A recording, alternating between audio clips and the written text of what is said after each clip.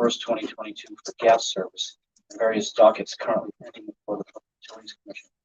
This meeting is being streamed live on a streaming link. There's a camera up there near the clock, and it's being recorded as well for anyone who wishes to go back and watch it. Those interested in providing public comments at the meeting, those of course who are here can participate in person, but those who are watching remotely may participate through a Zoom meeting. And if you want to participate by the Zoom meeting, then there is a link to the Zoom meeting that's on the notice on our website that pertains to this meeting today. If you click that link, you'll be given instructions to enter the meeting by internet. If you choose to participate by telephone, there is a number to call, then a meeting number to enter. What I'm going to do, in case someone's watching from the internet, I'm going to give the phone number again, the meeting number. Phone number is 929-205-6099. That's 929-205-6099. The meeting number is a longer one, 819-5874-3926, followed by the pound symbol. That's 819-5874-3926. Certainly, if you're not interested in public comment, there's the live stream.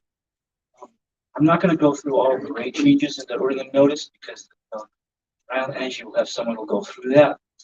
Let me just walk through the process for today so everyone understands what we're doing. But before I do that, I'd like appearances of counsel for the parties that actually are here. So starting with the company. Andrew Marcaccio on behalf of Rhode Island Energy. Steve Boyajian on behalf of Rhode Island Energy.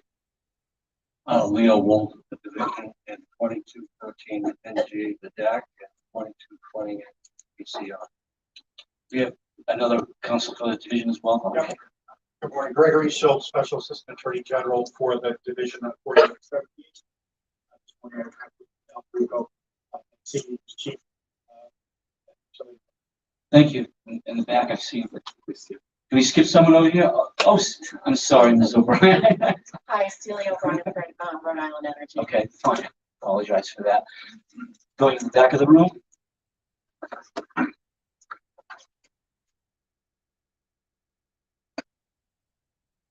Nicholas Vaz for the Attorney General's office.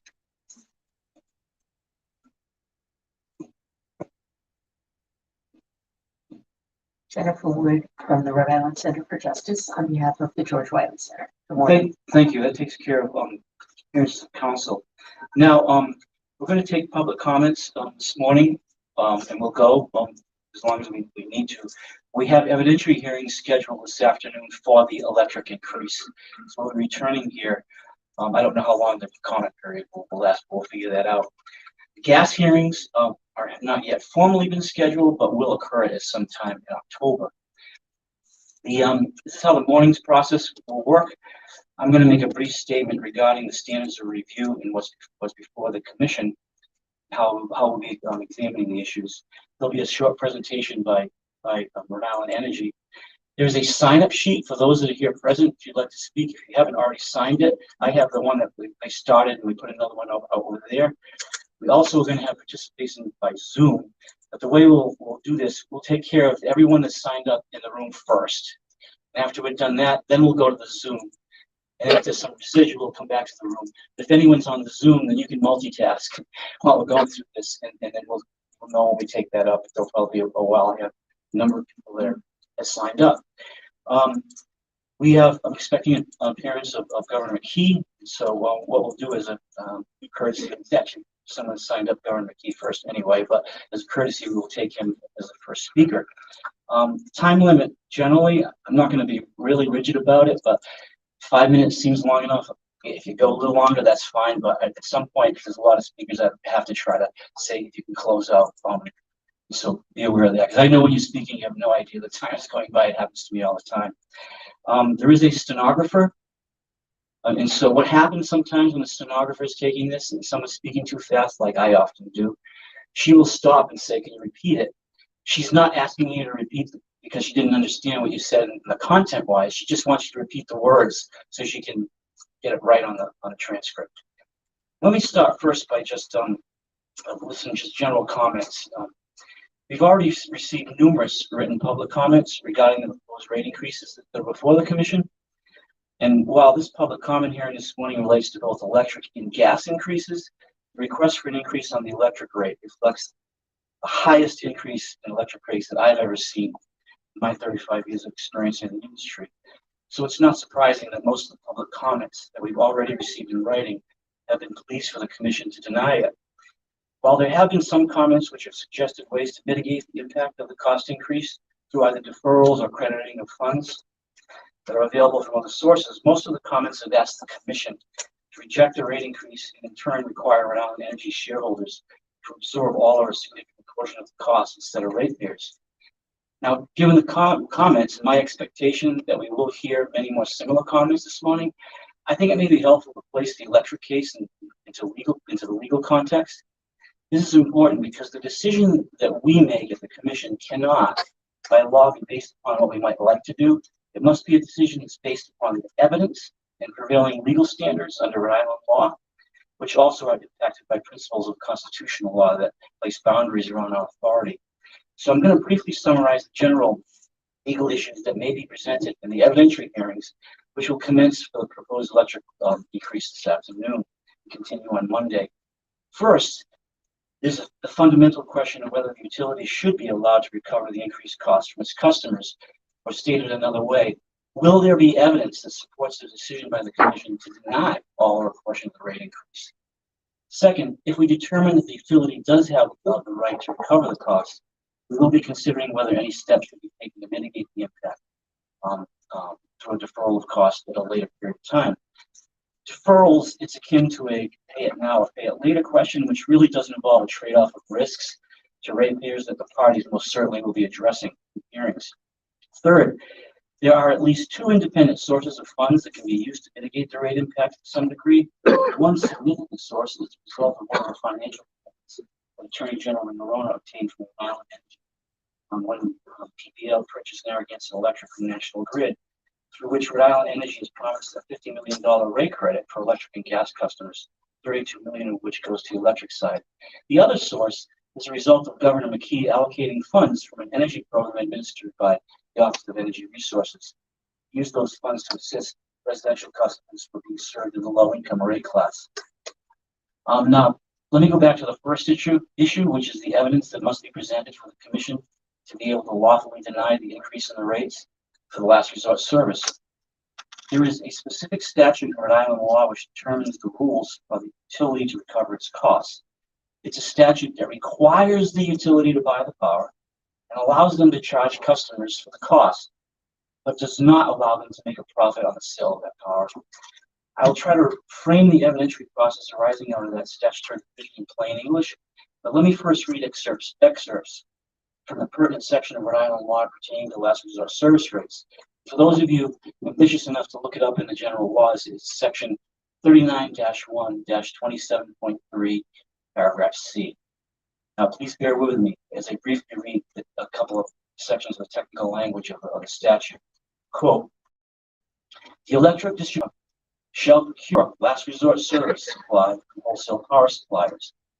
Prior to acquiring last resort supply, the electric distribution company will file with the commission a supply acquisition plan or plans that include the acquisition procedure, pricing options being sought, and the proposed term of service for which last resort service will be acquired. And later on in that same paragraph, it says, all the components of the acquisition plans, however, shall be subject to commission review and approval. Once an acquisition plan is approved by the commission, the electric distribution company shall be authorized to acquire last resort service supply consistent with the approved acquisition plan and recover its costs incurred from providing last resort service pursuant to the approved acquisition plan. Close quote. Now, since the utility has already obtained the approval of the plan after what we had extensive regulatory vetting, that requirement is not in dispute. Therefore, in order for the commission to deny the cost increase in this case, there must be evidence to show that the utility did not comply with the plan, or that the utility acted negligently or imprudently in making the purchases. In other words, the commission cannot order Rhode Island Energy shareholders to absorb the cost increase unless there is an evidentiary case that proves non-compliance or negligent execution of the purchase plan, which caused higher costs to be incurred. And that is the standard that binds the commission and the parties in this case. But how do you explain that standard? I don't want to leave the wrong impression. All the parties were given an opportunity to provide a summary of their initial positions in the electric case. And to date, no party has yet given an indication that they have either found evidence or have reason to believe that Rhode Island Energy did not comply with the acquisition plan. But the evidentiary hearings are designed to provide an opportunity for all of those issues to be appropriately explored. I hope this helps the public understand the Commission's task and the scope of our authority. Finally, I want to point out that there is a diversity of parties participating in the evidentiary case with experience and different viewpoints, including the Division of Public Utilities and Carriers, the Rhode Island Attorney General, the Office of Energy Resources, Good Energy, who is a retail market of working for municipalities, and the George Wiley Center. This participation should assure a thorough vetting of the appropriate issues. So what I'm going to do is I'm going to stop there and turn immediately here to Rhode Island Energy's witness here. If I could have the court stenographer just swear in Ms. Briggs, that would be helpful, and then we'll have her do the presentation.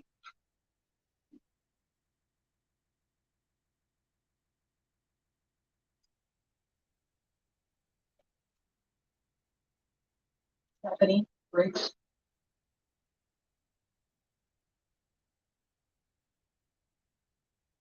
Thank you, Chairman Grotowski, Commissioner Anthony, and Commissioner Evans. The company appreciates this opportunity to briefly talk about the 6 filings that are subject to this public hearing and to hear from our customers. Again, my name is Stephanie Briggs, and I serve as Senior Manager of Revenue and Regulatory Affairs for Rhode Island Energy. I will briefly describe each filing. The proposed rates stemming from 4 of the filings would become effective October 1st, 2022, and proposed rates stemming from 2 other filings would become effective November 1st, 2022.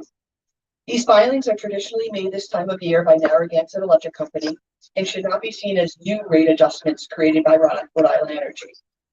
When looking at the cumulative electric monthly bill impact of all the filings, a residential last resort service customer who uses 500 kilowatt hours a month would see an increase of $50.76 on their monthly bill, which amounts to a 45.6% increase. And a customer on the low income rate A60 class receiving a 25% discount would see an increase of $38.08 on their monthly bill. These increases do not factor in anticipated bill credits that Chairman mentioned earlier that I will summarize in a bit.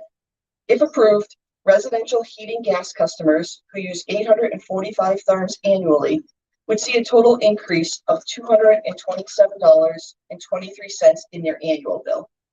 As our pre-filed testimony and today's witnesses will attest, these increases, which are being seen around the region, are dominantly driven by global conflicts, higher demand for natural gas supplies, and gas transmission infrastructure challenges during peak days that Rhode Island Energy cannot control. We are extremely sensitive to the increases, and we continue to offer many programs to our customers who are having difficulty paying their bills. We will get into those in a bit, but first let me outline the filings. The first filing is the company's proposed 2022 renewable energy growth or regrowth factors in docket number 22-04-REG. The factors are designed to fund the regrowth program and allow for recovery of administrative expenses associated with the company's implementation of the regrowth program. The regrowth program facilitates and promotes the installation of grid-connected generation of renewable energy and diversifies the energy generation sources within the load of the electric distribution company. In turn, the program helps reduce carbon emissions and stimulate economic development. If approved, customers will see a slight decrease on their bills. A residential last resort customer who uses 500 kilowatt hours a month would see a decrease of 92 cents on their monthly bill, which amounts to a 0.8% decrease. The new rate would become effective October 1st, 2022. The next filing is the company's proposed last resort service winter rates in docket number 4978. These rates apply to customers who rely on the company to secure their electricity supply and only apply to the supply portion of the bill. Currently, 93% of residential customers are last resort service customers. If approved, Last resort service customers will see an increase on their supply rates. A residential last resort service customer who uses 500 kilowatt hours a month would see an increase of $51.95 on their monthly bill, which amounts to a 46.7% increase. As a reminder, last resort service rates are adjusted twice a year for residential and small and medium business customers and are determined by competitive solicitations. Traditionally, supply rates go up for the winter and down for the summer. Rhode Island Energy simply passes these costs on to the customers without a markup. These rates would also become effective October 1st, 2022. The next filing is the company's annual reconciliation of its electric infrastructure, safety, and reliability plan for fiscal year 22. This reconciliation was filed on August 1st, 2022 in docket number 5098. The electric infrastructure, safety, and reliability plan is designed to enhance safety and reliability for the electric distribution system. The plan is broken into capital investments and operation and maintenance expenses. For fiscal year 2022, which ran from April 1st, 2021 through March 31st, 2022, the company invested a total of $106.7 million for capital investment, which was over the approved budget of $101.6 million. The company's vegetation management and other operation and maintenance expense totaled $12.1 million, which was slightly above the budget of $12 million. The company's plant and service investments totaled $88.8 million, which was approximately $10 million below the planned amount. In regard to bill impacts, a residential last resort service customer who uses 500 kilowatt hours a month would see a decrease of 0.06 cents on their monthly bill, which amounts to a 0.1% decrease. These rates would become effective October 1st, 2022. The last electric filing was filed on August 1st, 2022, filed its pension adjustment factor and post-retirement benefits, other than pensions, or PBOP, in docket number 22-19-EL. On an annual basis, the company reconciles its actual pension and PBOP expenses against its associated allowance and base distribution rates, as determined in the most recent distribution rate case. Any difference between the pension and PBOP expenses and the associated allowance, either positive or negative, is reflected in rates assessed to the company's electric customers through the pension adjustment factor. The bill impact of the proposed pension adjustment factor on a typical residential customer receiving last resort service and using 500 kilowatt hours a month is a decrease of 21 cents, or approximately 0.2%. These rates would also be effective October 1st, 2022.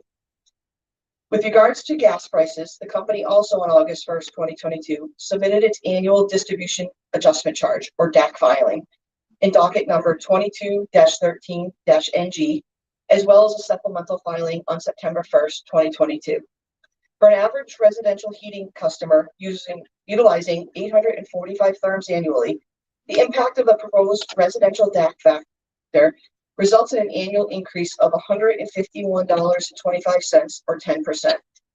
Of that increase, $146.71 is attributable to the DAC factor, and $4.54 is attributable to gross earnings tax. The new rates would become effective November 1st, 2022. On September 1st, 2022, the company submitted its gas cost recovery, or GCR filing, in docket number 22-20-NG. The GCR filing reflects cost recovery for firm sales service to customers in the residential, non-heating, and heating rate classes, and firm sales customers in the small, medium, large, and extra large commercial and industrial rate classes, and transportation services provided to gas marketers and the associated gas marketer fixed charges and factors. For an average residential heating customer using 845 therms annually, the impact of the proposed GCR factor results in an annual increase of $75.98, or 5%. The new rates will become effective November 1st, 2022. As I mentioned, the company remains sensitive to the hardships faced by customers in light of increased electric supply and gas supply rates. We are currently offering additional options to assist customers with managing their bills, including such programs as budget billing, a COVID-19 payment agreement. This allows customers to avoid the risk of disconnection by paying any overdue balance over time. The residential low-income rate classes for eligible residential customers, offering a 25% or 30% discount off of a residential customer's total bill. The arrearage management program offers eligible low-income customers arrearage forgiveness up to $1,500 annually. And energy efficiency programs to find ways to reduce their energy use, thereby lowering their energy bills. The company is also extremely grateful to potentially receive support through the Regional Greenhouse Gas Initiative, or RGGI, consistent with the letter submitted by Governor McKee on August 15, 2022, in docket number 4978. If approved, the RGGI funds, which are administered by the Office of Energy Resources, will provide relief to low-income customers on the A60 rate class, totaling approximately $3.8 million. In addition, the company proposed that all electric and gas distribution customers with active accounts as of May 25th, 2022, the date on which PPL Rhode Island Holdings LLC acquired the Narragansett Electric Company, will receive a bill credit totaling $63.72 for electric customers and $64.15 for gas customers, stemming from the settlement agreement with the Rhode Island Attorney General Peter F. Nerona. This credit, which is currently being reviewed through docket number 22-07-GE, will also help mitigate the high winter rates. We don't take any proposed bill increase for our customers lightly. We remain focused on balancing affordability for our customers with ensuring the safety and compliance of our electric and gas systems. Thank you for taking the time today to share your comments. Thank you, Ms. Briggs. I know the governor, Governor McKee, the Honorable Dan McKee will come up and make the first comment here. I apologize that we couldn't get up there very sooner, Governor, but appreciate you coming here and taking an interest in the proceeding. Thank you, and it's it's worth hearing the presentation, and thank you to all the individuals here that are working on behalf of the ratepayers, and thank you to the commission as well for being in touch with me on this issue and sharing your thoughts in terms of how we can address this issue. Right? One of the first thing I want to just point out is that I know we're talking about Ukraine as being the driving factor here, but understand that 55% of the procurement happens before the invasion. So I just want to point that out so that we're not continuing talking about Ukraine driving the cost. 55% of the procurement occurred prior to the invasion. So yes, we're going to do everything we can to minimize and work with the commission to minimize this rate increase. This is not my first time here. I sat on this side many hearings, talking about why it's so important that we pay attention to our energy costs and our utility costs in the state of Rhode Island. And coming out of COVID right now, we are in an economic recovery that's quicker than anywhere in the Northeast, second in the country. What's going to stall that is going to be these type of expenses that the consumers will have to bear, as well as the small businesses and the business community. So every possible option should be covered here in terms of not only in the budget. I think I would have about $275 million of tax relief in this year's budget. And then you've mentioned the $3.8 million working with Chris Kearns to help 39,000 people. And every time you help a group of people, that helps secure this economy and the recovery that is so important to our state and the people who live here. So knowing that every little dollar helps. So just that $3.8 million is going to reduce utility bills for those individuals by $14 to $17 a month. And also the lighting. So yesterday I was on the call with governors up on New England governors with Secretary Granholm and talking about making sure that we're light heat dollars are here early, and those light heat dollars are distributed in a way that makes sense. And also our request to increase the light heat dollars that come into New England so that it can expand the savings that are critical right now. As I keep on talking about, the more we can lower this cost and this impact, the more we're going to be able to continue an economic recovery here that is going to help us buffer from potential recession that's coming. So 400 and, the light heat should create about $450, enhancements to assist electric and gas utilities. And then also the oil reserves, the heating reserves, we discussed that yesterday with Secretary Granholm about potentially releasing those reserves at once if prices actually spike to a level that is just unbearable for the people in the state. So 3 recommendations, and then one that I'm going to continue to pursue, talking to Commissioner Evans in terms of the impact that the revenue tax on the bill, and I think that we have the ability to work through that, and we're going to work with the General Assembly to try to figure out a way to reduce that. Is about a 4% impact on every bill for state or down. We're going to make an effort to use some of our surplus dollars to help alleviate that. So every time you do a little thing, it'll map to a substantial. So the 3 recommendations that we made is, one is, and it's already mentioned, is distribute the $32.5 million in electric rate bill credits from the state settlement to with PPL back to all the ratepayers over time when electric rates will be elevated. Second is suspend the customer charge on residential electric bills until summer, when electric prices are projected to decline significantly. And third, moderate the impact on all ratepayers by spreading the higher rates over 12 months. I remember being here, I think in 2015, 16 time frame, and a similar thing was done as well.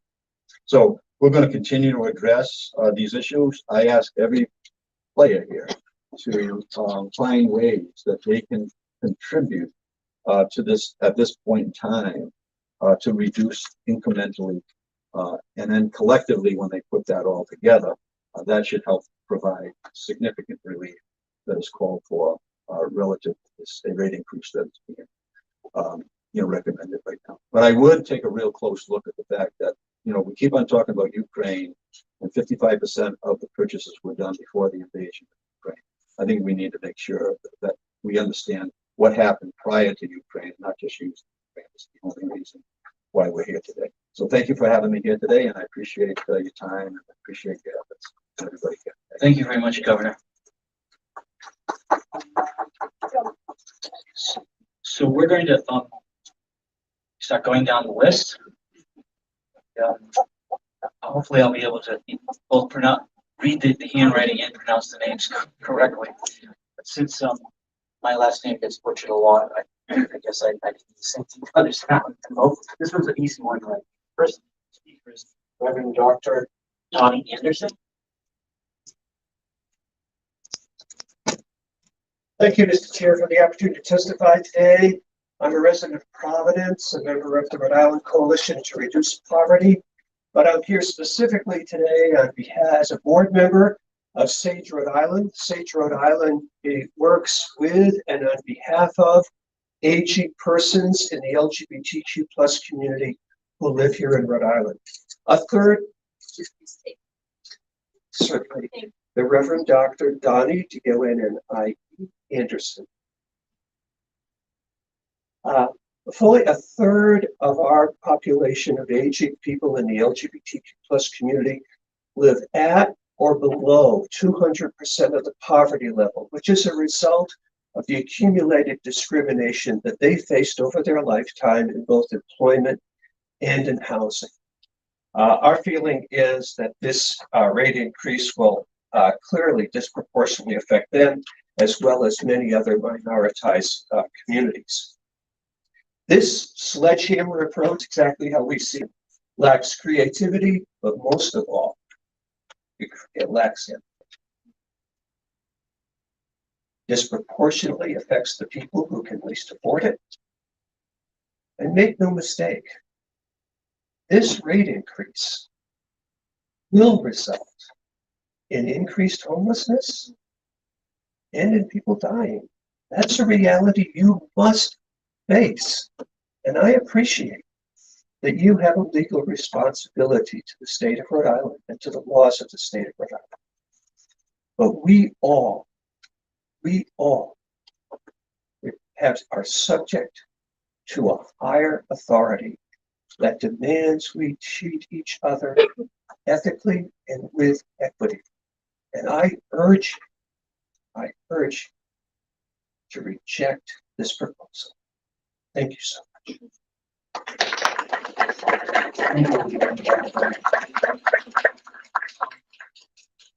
The next meeting, and this is one where the letters, words, so I'm not sure if I'm getting the last name, but Barbara, and I can't tell if it's Lori or if I have that correct. Okay, good. If you could just spell your last name for the stenographers. Sure. Fleurry. I'm representing the George Wiley Center, and we just wanted to provide some demands and testimonials. We're hoping that the Public Utilities Commission decrease the profit margin of utility companies from 10% back to 6%.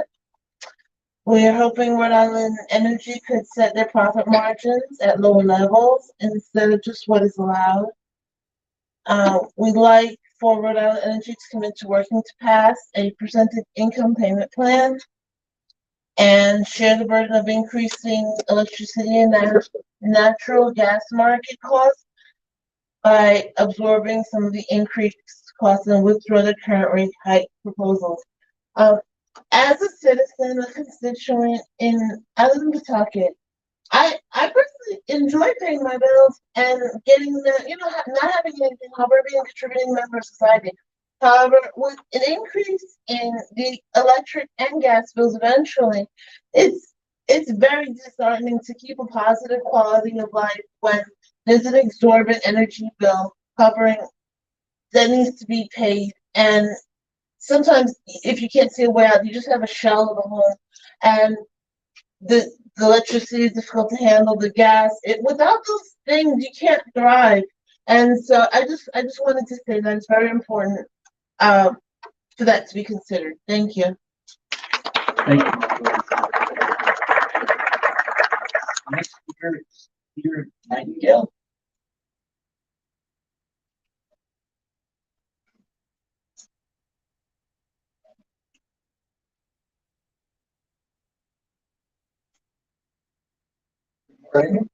Excuse me. I'm Peter Nightingale.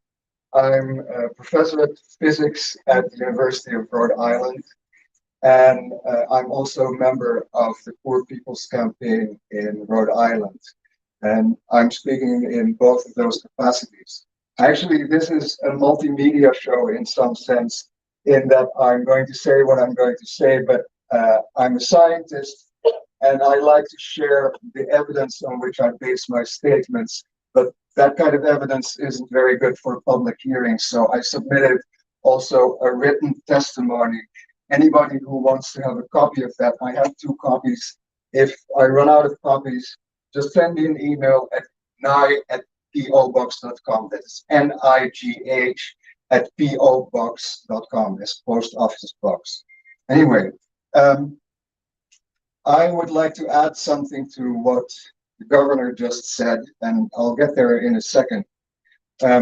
My bottom line is that the Rhode Island congressional delegation, among others, is responsible for and should be held accountable for the rate increases that are happening with energy.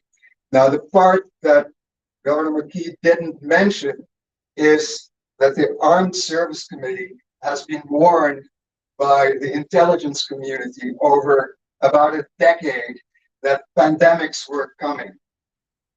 As you know, the inflation that was caused by the pandemic, in addition to the war in Ukraine. Both of those played a major role, and that's important. So the Armed Service Committee helped provoke the war in Ukraine, and they ignored the warnings that came to them from the intelligence community. Instead, they just kept increasing the war economy as if that would help fight the pandemic. It didn't. Well, we're all surprised, right? People are going to be cut off from utilities. They should not be paying the price. Certainly not, as Donnie Anderson just mentioned also, certainly not with their lives. It will happen. So no utility rate hikes. period. Commissioners, I understand that you are in a very difficult position. I appreciate that. You can do what is right, or you can wash your hands in innocence. And if that sounds biblical to you, you may be onto something. Thank you.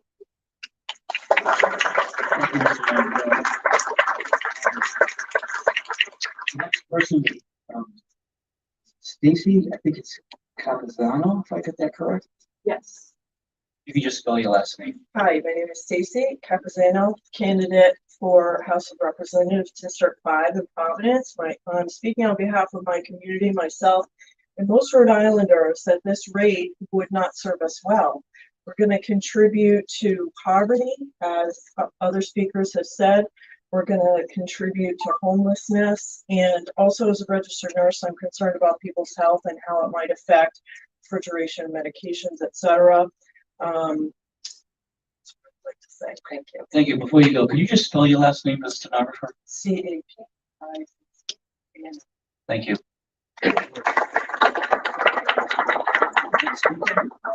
Rain Savard, I think it is.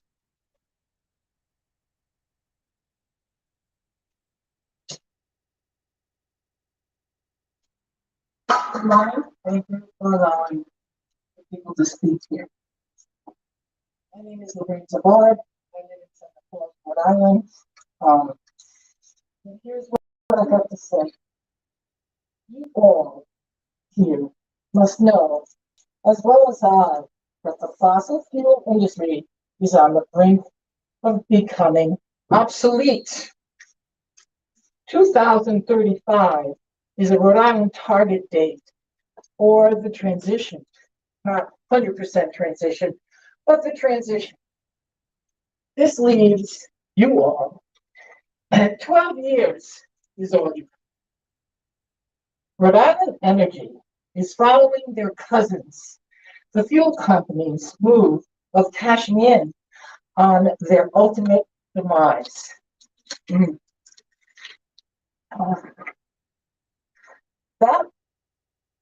That increase in the transportation cost almost single-handedly caused the highest inflation rates in decades.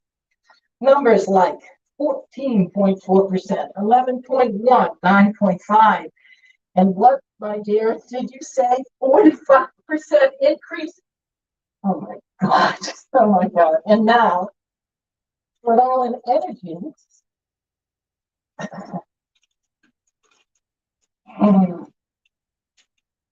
lost my place.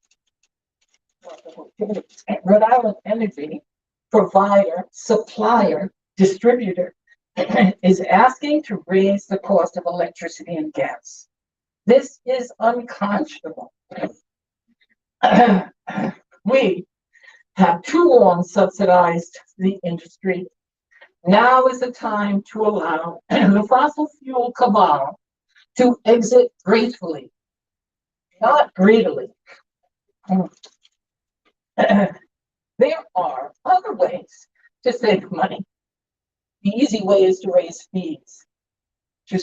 I say to Rhode Island Energy, do as the working families and small businesses have been doing for months. Be creative.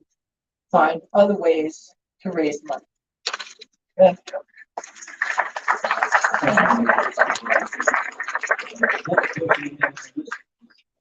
Benny Grayson. Good morning. I'm Benny Grayson. I work at the George Wiley Center. I'm a resident of Woonsocket. Mr. Grayson, can you just to make sure you spell your last name for the stenographer? Some of the names are easy, but Grayson, Grayson. Thank you. I'm sorry, Charles. I want to speak in behalf of families that are living at poverty level, who are already struggling, that after the long, hot summer months, they're already behind in their electric bill that absorbed a lot of their money. And to take on a rate increase at this point could be very devastating to us because we're already behind. And I want to speak in their behalf that they have to take money from Peter to pay Paul, right? And they can cause homelessness. Thank you. Next person on the list is Kendra Anderson.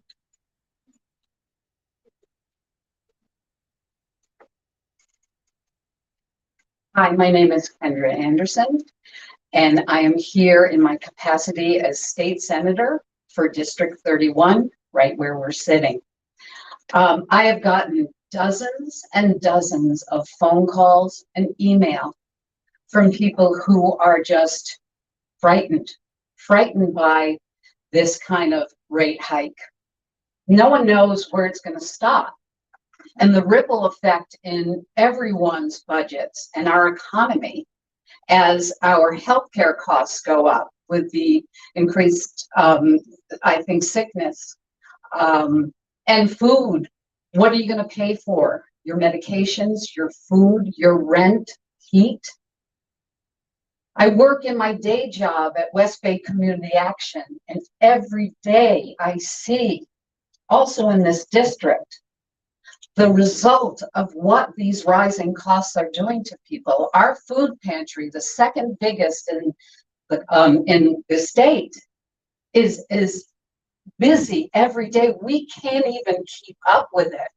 Our LIHEAP programs are overloaded now, and the rate hike hasn't even started. So it's time to look at all of that. I know this is a legal process. I'm used to that. But we have to look at the human process and these human beings that are suffering. Thank you.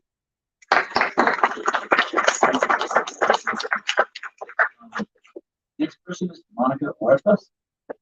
Welcome back. Hello.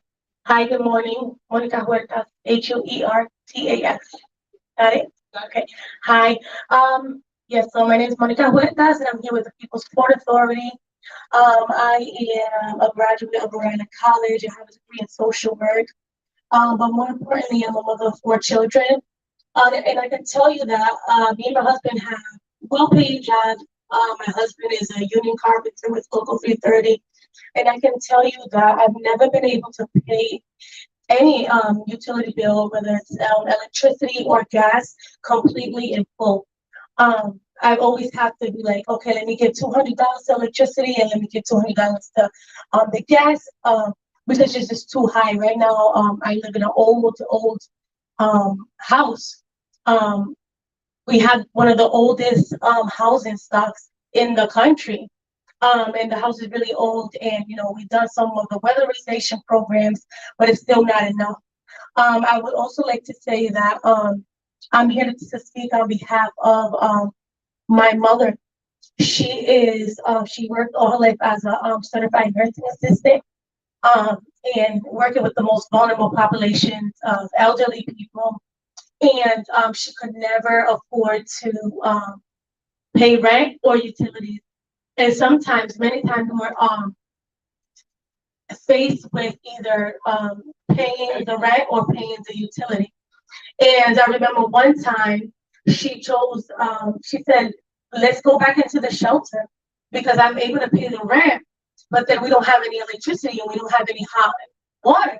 So it's like, it was never a good situation. So we will have to go in shelter and be there for a couple of months while she accumulated enough money.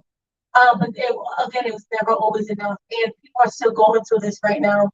In my capacity as a social worker or a foster care agency, I no longer work there, but I'm still keeping communication with some of the foster parents, and some of the foster parents have even said to me, I'm gonna have to give a couple of my kids up because I just can't afford it anymore. They get paid from the state, but they can't afford it anymore because bread, milk, eggs, the basic necessities, the gas, and now the increase in the constant increase, because we're talking about right now is the 42%, but last year it was another percent and another percent. It's always keep going. It has always gone up.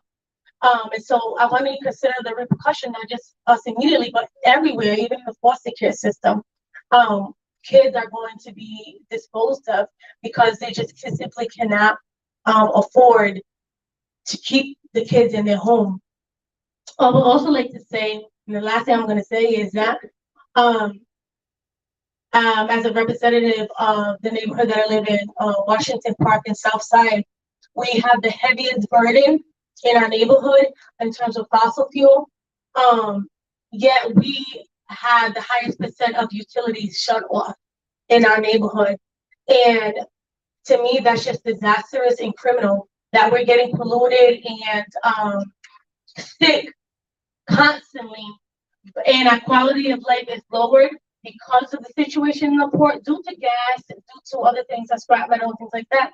But now we're getting our utilities cut off at the same time and we can't afford them.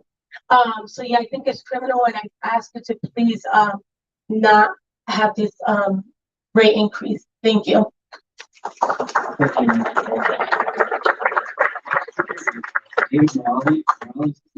Representative Morales?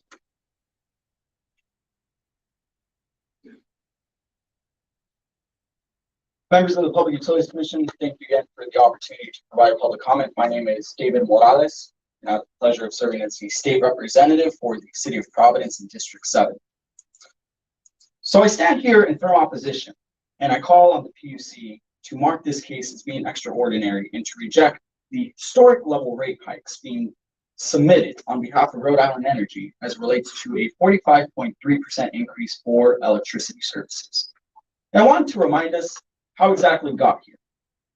Over 5 months ago, after a continuous year where Rhode Island Energy was trying to acquire Narragansett Electric from National Grid, they continued to show up to the Division of Public Utilities and Carriers and continuously said that they were committed to the community of Rhode Island, that they were committed to the working people of our state if they had the opportunity to acquire the assets.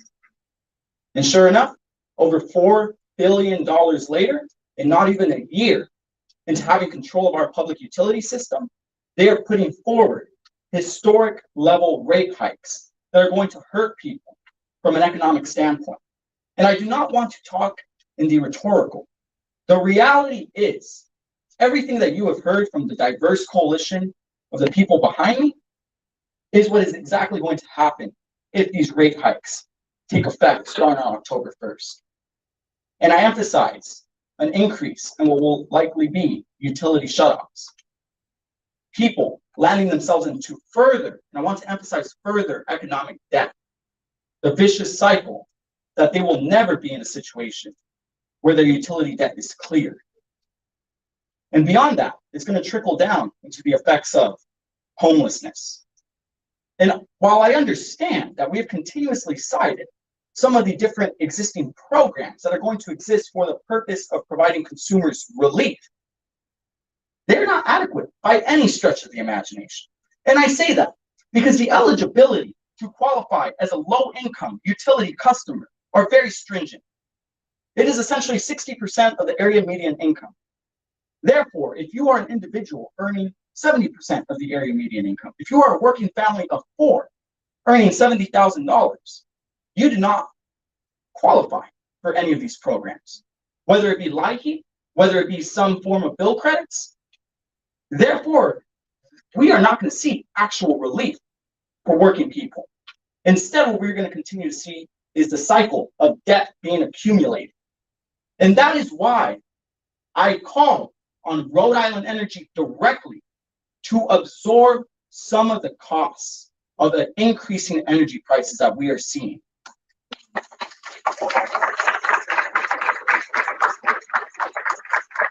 Because the ultimate goal was that Rhode Island Energy would be committed to our state the same way that they continuously said here, month after month. And after absorbing those costs, they would be able to talk to their economic advisors on how they can withdraw this rate hike and instead be in a position to show us that they are in fact different from National Grid, that they were more committed, that they're going to provide better services, And by the way, customer service hasn't improved at the level at which we were promised either. But unsurprisingly, after weeks of making such demands, we never heard from Rhode Island Energy in regards to this. And that is why we are here at this hearing today, because they did not withdraw their proposed rate hikes. And that is why now we are having to call on the Public Utilities Commission to once again mark this case as being extraordinary and to simply reject the rate hikes and demand that Rhode Island Energy be in a position where they work with the Public Utilities Commission, most importantly, also involve community stakeholders such as the George Wiley Center, and be able to discuss what it is that we can do, what we can do to actually provide relief as it relates to the fact that utility prices are continuing to skyrocket. And again, during a time of inflation, in between increasing rent prices and between increasing grocery prices, this is not sustainable. So instead, what Rhode Island Energy is going to find is that customers won't be able to afford these quote unquote payment plans either. But instead, they're going to have customers that are just going to be racking up debt. And they're also going to be responsible for probably recording what will be a record level number of utility shutoffs. And very similarly, I want to know, and I'm aware that we have a moratorium during the winter for utility shutoffs. But once more, I want to emphasize, it is a narrow segment of the population that is protected. You are still going to have a vast majority of the state that are going to be suffering because they don't qualify for those programs. So the root of the issue is addressing the corporate greed that lies within having a profit-driven utility system. And so I look forward to what those evidentiary hearings are going to look like in a few hours. Because my hope is that the Office of the Attorney General is able to determine whether or not Rhode Island Energy filed all the necessary paperwork while also being able to substantially prove that they will not be profiting one dime out of these rate increases. And even the governor emphasized it before. We want to continuously use international crisis as an excuse for increasing utility hikes, despite the fact that over half of the energy supply that was purchased was well before that international crisis was even commenced. So with all that being said, commissioners, I once more will ask, after a lack of economic accountability, after a lack of leadership from Rhode Island Energy, we are now calling on the Public Utilities Commission to mark this case as extraordinary, work with the Attorney General's office, work with community stakeholders like the George Wiley Center, and ultimately reject these rate hikes. 45% increase for electricity is not sustainable. The same will go for a 15% increase on natural gas. And so with that said, I want to say thank you. And once more, I just want to say shame on Rhode Island Energy. Because hearing that people are going to see an increase of $50 in their monthly utility bill is a lot for me to fathom. And again, knowing that the working people, specifically within the urban core, are not going to qualify for any programs to see relief, that strikes a nerve. And that is why you see dozens and dozens of community members here behind me. And I understand that PUC hearings do not tend to get much public attention, but this is different. Rhode Island Energy, you have come to our state, and I want to be absolutely clear. You cannot take advantage of the people here in Rhode Island. Thank you.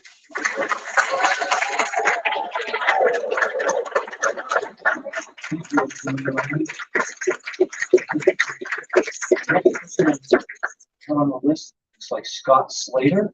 You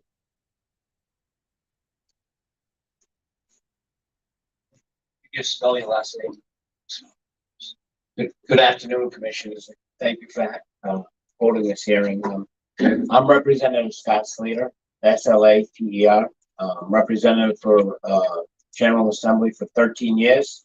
I'm here to echo and support my colleague's comments, Representative Morales, who did an excellent job speaking.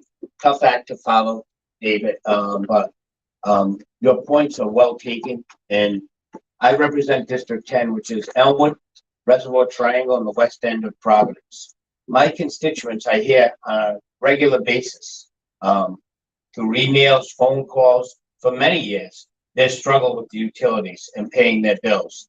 And the programs that exist aren't enough. There's not enough to help the folks that we're talking about, and my constituents need relief. I'm here to not only echo David's sentiments, but I have this letter from George Wiley Center, who's been always advocating for the residents of our state and for the most vulnerable residents of our state. In their letter that they asked, I know you're going to hear these proposals, but I am behind what they're saying in this. PUC must decrease the profit margins of the utility companies from 10% to 6%. Rhode Island Energy should also voluntarily set their profit margins at lower levels instead of what PUC allows. Rhode Island Energy must commit with working to pass my legislation, which I've been putting in for many years, the percentage of income payment plan, which would be something that would come to their moderate income level. And in the immediate, Rhode Island Energy must share the burden of increasing electrical and natural gas costs by absorbing some of these increased costs and withdraw their current rate hike proposals. This is extremely important. Our families are struggling. They can't afford this increase. To hear people's bills are going to be going up by $50 a month is just unconscionable. And I'm going to be following this. And please reject these rate increases. And don't come back, please, to us later and say you did us a favor by getting a 30% increase rather than a 46% increase.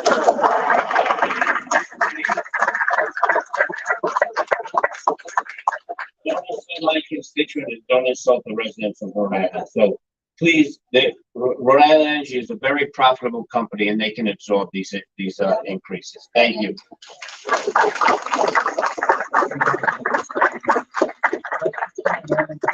It's like Sherry Cruz.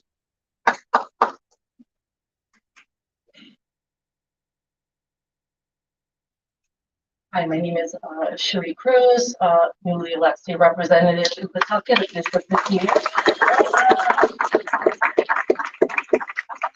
They're strongly opposing any Rhode Island energy rate hikes and truly asking our Public Utilities Commission to reject any rate hikes.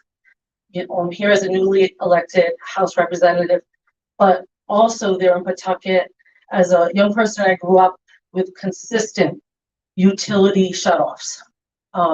We went without heat.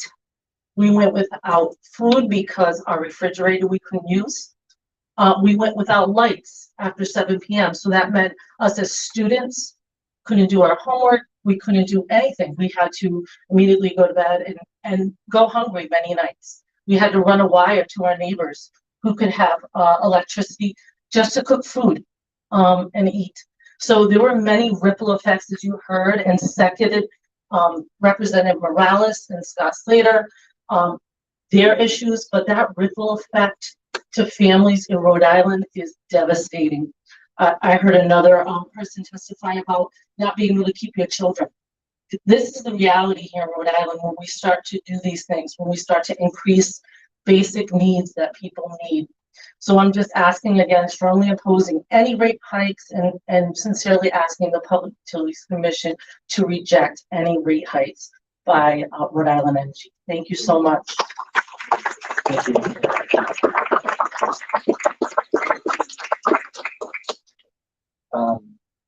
Now again, I'm just struggling with the handwriting on the last name. Hope I got it right. Looks like, is it Jacob Boatman? Did I get that right? Right. Okay, good.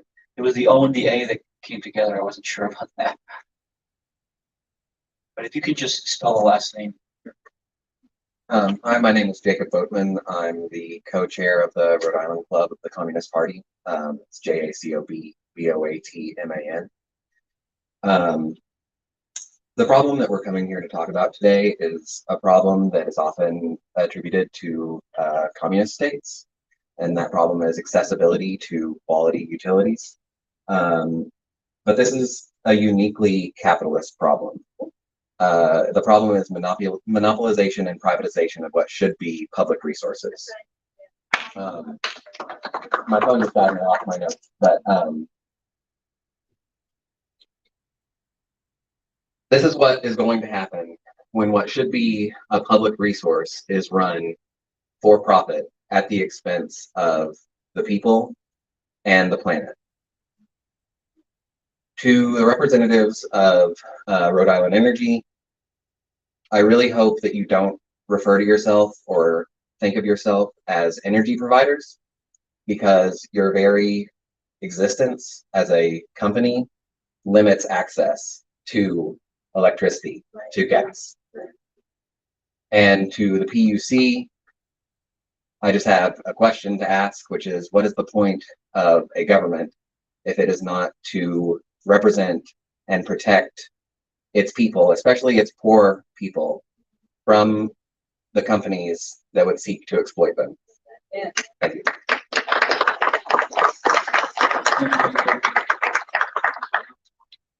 Those are still on the Zoom. We still have a number to go through. I have at least 11 more here in the room. And there's probably still, is there another sheet out there if anyone else has added? Well, okay, that's fine. We're gonna keep on going. But what I need to do is ask the court stenographer, you doing okay? Okay, good. So the next speaker is Michelle Rivera.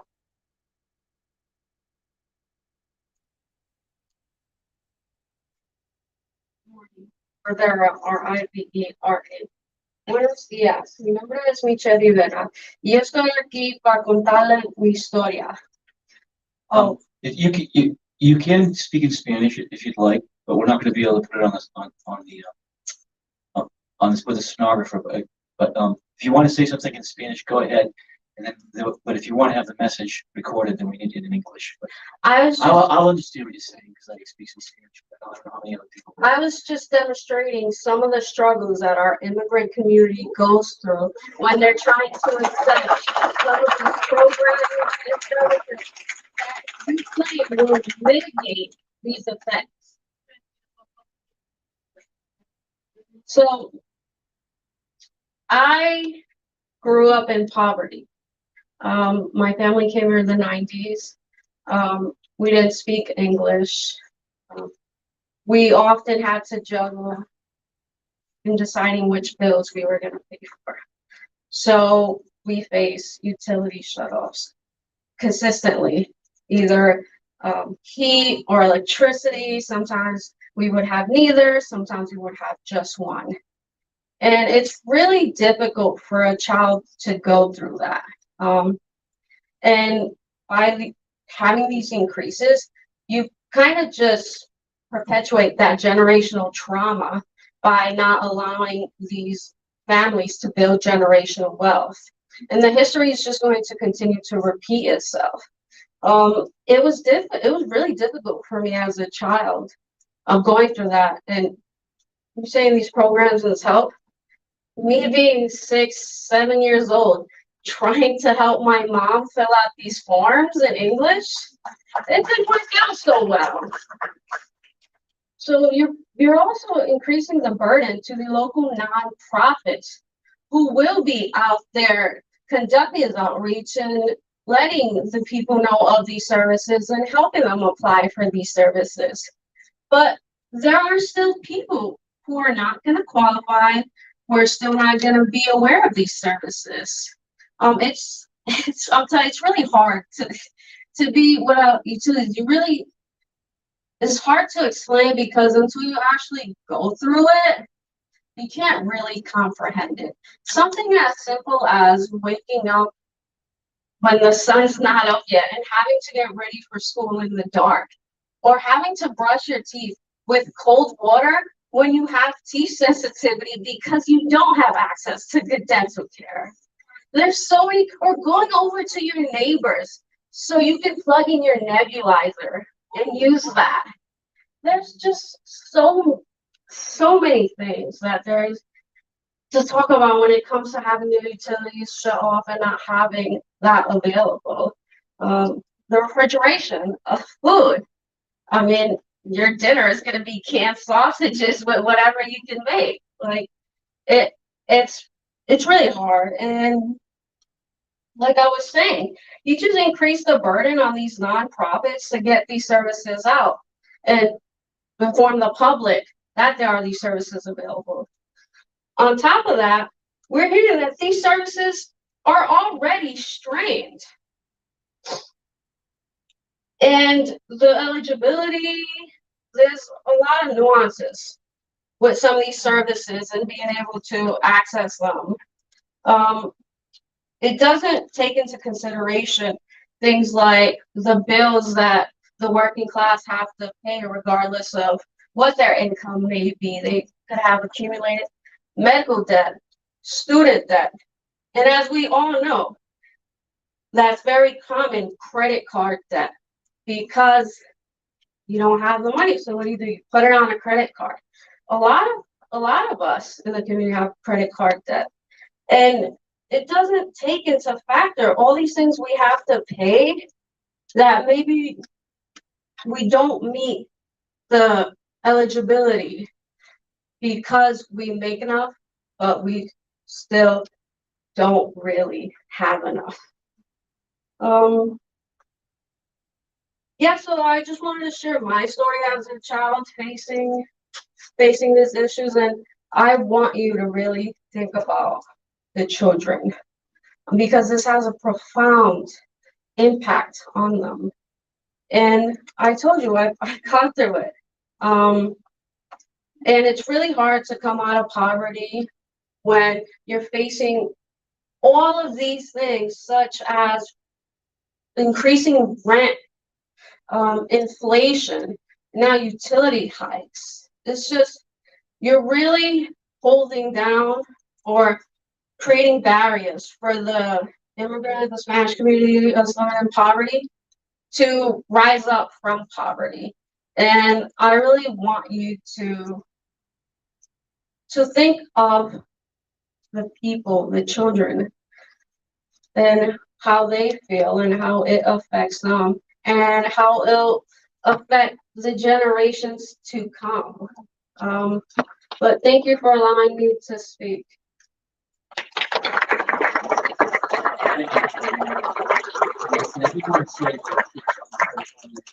If there's anyone, I'll say this, I'll try to say it in Spanish as well.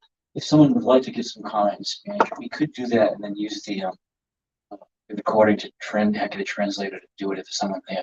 Si hay alguien que quiere hablar en español con nosotros, podemos traducir eso después, pero es más fácil para nosotros si estar hablando en español, también en inglés en vez de español, pero puedes hacerlo si quieres. The next person is Sister Mary Pendergast.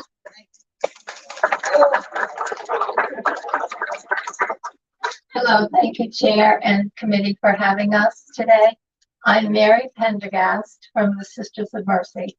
I'm a member of the Poor People's Campaign, the Coalition to Reduce Poverty, and the Committee for Organizing Justice for the Unhoused, which is supported by Mathewson Street Church. I'm here today speaking on behalf of hundreds of people who I know personally, from Macaulay House, St. Raymond's Food Pantry, the Mathewson Street Church, and the Wiley Center. Some of the people in these groups have no house at all. But 40,000 people in the state of Rhode Island live below the poverty level. We're not talking famine in Sudan or Yemen or Afghanistan. We're talking a famine of basic needs right here in Rhode Island. People who have managed to get themselves into housing or to hang on to an apartment cannot afford 46%, 50%. They cannot afford 2%. So I'm asking you today, be a neighbor. There was a question posed to a very famous rabbi. And the question was, Lord, who is my neighbor? And that's the question I want to leave with you today. Thank you.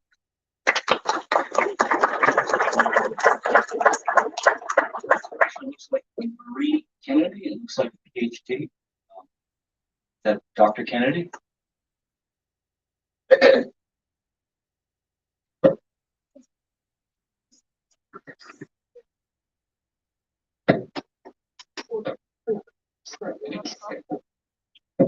we go.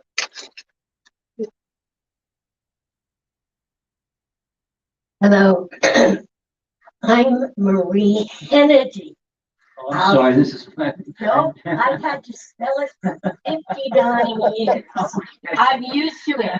I married John F. Kennedy. Henedy.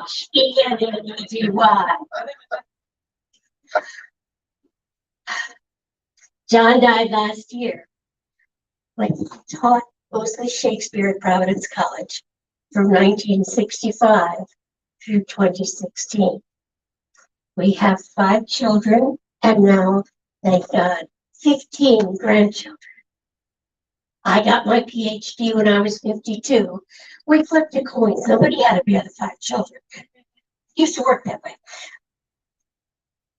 I taught at Providence College. I taught part-time, mostly freshman writing, basically from 1962 through 2010.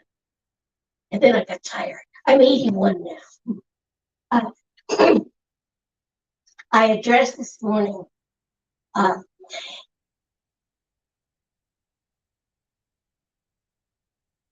Island Energy has worked so hard to balance affordability with safety and compliance.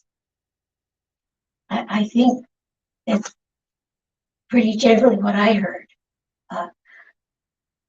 I'm here to point out that it's not, if you think of a seesaw and there's affordability on one end and safety and compliance on the other, there's a big factor been left out, and that's profit. I'd like to read to you an article that was published yesterday in the Warwick Beacon, Princeton Herald, and Johnson Sunrise, which I wrote. Must your electric, the title they put on it, let's all pay payable utility bills. Must your electric bill go up this winter an extra $50 a month? Or maybe only $38? Or will our PUC, Public Utilities Commission, stop punishing some of us for being poor and stop protecting Rhode Island Energy's near 10% profit? Let's look for a minute at the big picture. Public utilities, what a great idea.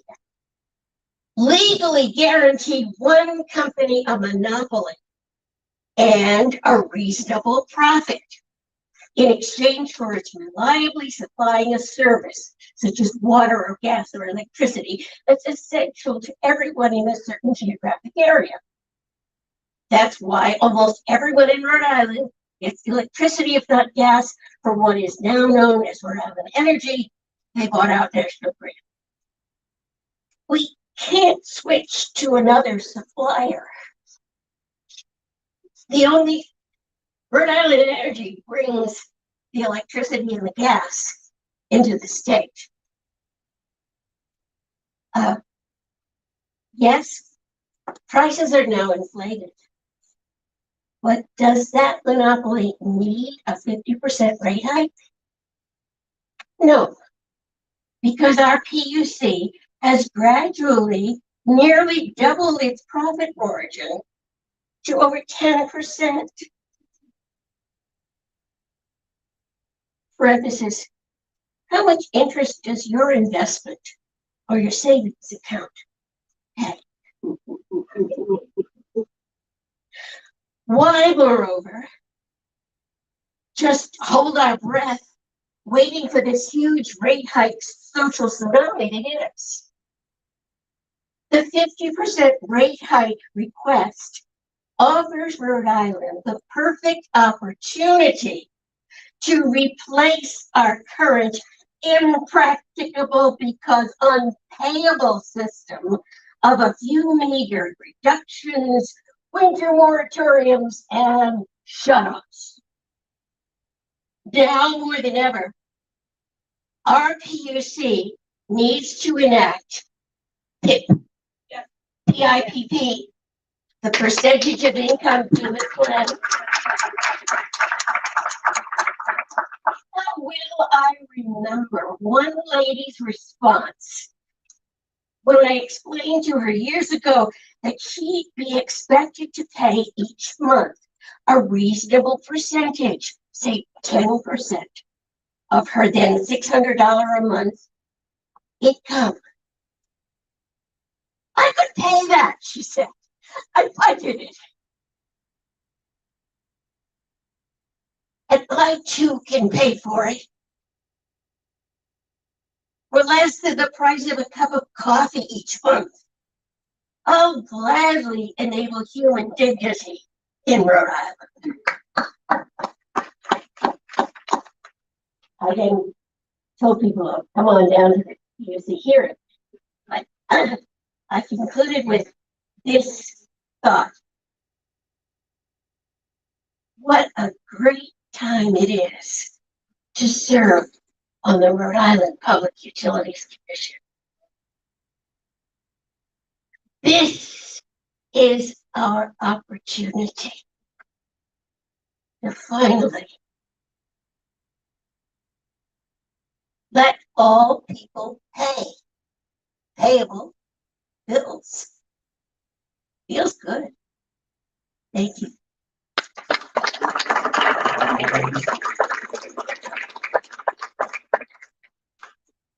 Next person, again,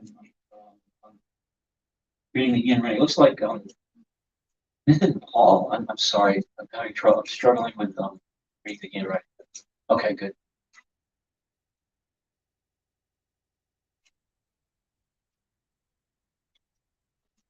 Good morning. My name is Nathan Paul. I'm a primary care doctor. I work up in Woonsocket, and I'm here kind of to try and bring some of the stories of my patients to y'all to kind of put things in perspective a little bit. This morning when I was listening to Rhode Island Energy presenting the rate hike, you threw a lot of numbers, a lot of percentages, and I was trying to follow along, but one thing that was clear was that you guys are really good at making these calculations. Like, you can make fancy calculations. What's interesting, and I guess not surprising, is we're missing the other half of the calculations. Yeah. Right? We're talking about public utility. Half that word, half those, the title is public. Where are the calculations on how this will impact the public? You're working people here, taking time out of their day. They have to take care of the families. They have to come here because you're not saying the second half, right? You're not talking about, okay, so this war in Ukraine or whatever you want to say is raising the prices by this much. We have to now increase the rate by 45%, 50%, whatever it is. Okay, finish that sentence. This will then lead to a 15% increase in homelessness. This will then lead to a 25% increase in trauma, whatever it is. A lot of these statistics are calculable. You guys are really good at calculating numbers. Why are we not finishing that sentence is the real question here. I have a patient who I just recently spoke with, $840, that's what she gets in income. Her rent just went up $200 this year. She's not able to purchase her blood thinner medication. Without it, she's going to get another stroke. You're telling her you have to choose between getting a stroke or freezing this coming winter. That's what we're talking about here. And I think that's just insane. I think the fact that people have to show up here to share their trauma, to share all of that, just to make a point that was so logical. Like, it's so obvious. You cannot just say, oh, by the way, prices are going up. Here's a 40% increase in rates. You cannot just stop there. You have to then account and own it. You have to then talk about all of the trauma and the public health crisis you are about to trigger if you allow this rate hike to go on. So for the PUC, I would ask, let's make a law that if any time there's any kind of hike that is going to be proposed, you must include a public impact assessment that is transparent and actually reflective of the reality of the ground. We can do that. We owe the public that much so that people don't have to come out here and share these stories, because we can easily calculate that. Thank you.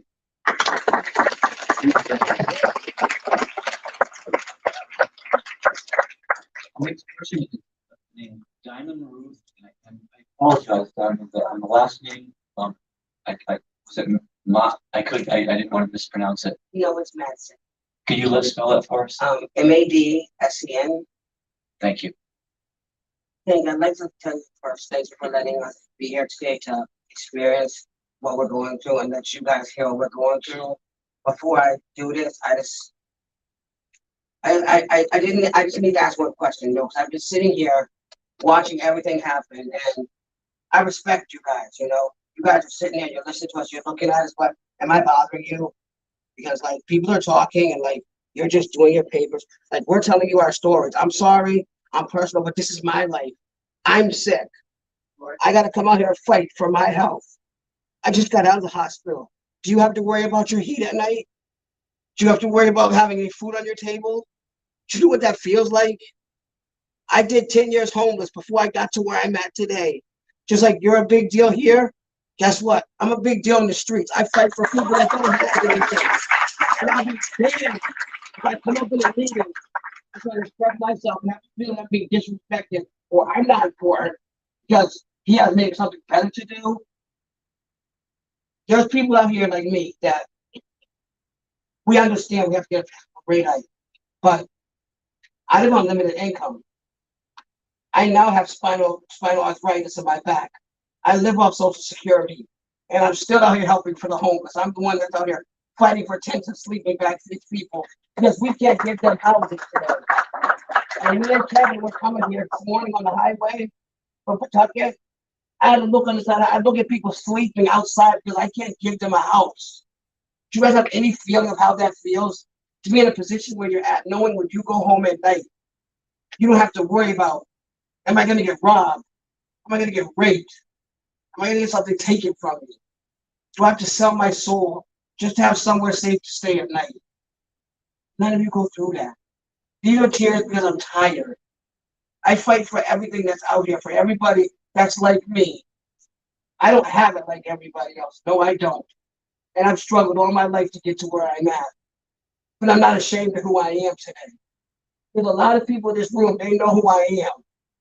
And they can ask me at any time, Diamond, we need you for something. You know what? I'm there for them. Today I'm asking you guys, hear what I'm saying. You can hear the words and all. But when you see tears, these are not tears of sadness. Yes, somewhat, but they're tears of being tired of fighting. Tired of I need people to hear what we're saying. Or at least come out of your comfort zone and step into my world and walk where I'm at. I'm at Matheson Street Church. I'm at George Wiley Center. I'm getting ready to go to school at Amos House. Anger recovery to become a peer support specialist, state certified. I can't pay for that because I don't have the income. But I have to choose right now. Do I want my heat or do I want my health? My house is cold right now. The fireplaces that you can buy with electricity, that's what heats my house. I told my landlord I need windows. I can't get them. I can't get weather's eyes because I have 3 apartments in the front and 3 apartments in the back. I walk around with 2 to 3 inhalers every day because I can't breathe because my health is getting worse and worse. But I'd rather let my health get worse than not be here and say what I have to say for people that are scared to come here and say what they want to say, because if they say what they want to say, they'll either A, get their housing taken, or B, somebody will take their utilities, or C, you just won't have nothing. Because we're having people give back Section 8 vouchers right now because we can't find houses. Please, if I can ask for anything today, I ask that, you don't increase these increases. This is crazy. We can't afford it. We know we can't afford it. I'm gonna be homeless. If this happens, I'm gonna be homeless. It took me 10 years just to get out of homelessness. It's taken me 5 years to be stable and still scared to stay in my house. Because I never know if I'm gonna have to leave without heat, electricity, water, anything in my house. I do these things because they're passionate to my heart. I do these things because hopefully somebody will listen. I'm sorry I snapped the way I did. I'm going through a lot on top of that. I lost my brother March 9th in Florida. My brother got killed by a wrong way driver. My brother was a major player in the police force, helped the homeless and everybody. My brother was a vet. He cared about people like me. I care about people like me. And when I see things like I see, when I see people that don't act like, or maybe it could be just me because I'm going through a lot, and I haven't slept because I needed to be here for this, so I've been up for 24 hours straight just to make sure I was here today. That's how my life is set up. I don't sleep for things like this because we need to let people know that this is real. This is a problem. I need you guys, please, to hear me. If not, please come from behind these desks. Come visit us at George Wiley Center. Come visit us at McCully. Come visit Mountain Street Church. Hear what these people are saying. It's not just everybody in this room right here. I serve over 350 breakfasts every Sunday with people that tell me they can't find a house. What am I going to do? And I have to tell them. Okay. He said, lay back and pray that maybe this gets better. I don't want to lie to anybody anymore. It's not getting better. Saying it's greater later? No, it doesn't. It gets worse for me later. You have people in charge of my life that can dictate what's going to happen to me. I know I'm going to fail. Because when it goes on the food chain, you guys are up here, I'm down here. And to keep you guys up here, you have to keep me down here. I'm not doing it.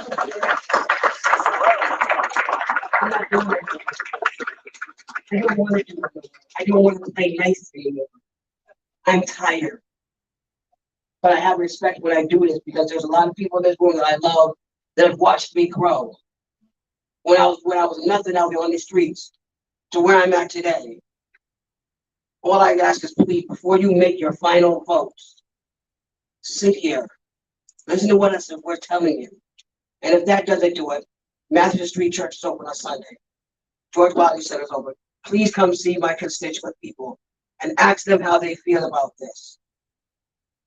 You guys don't know this unless you sit down and talk to them. And that's what we're here to bring this to you today. Thank you. Okay,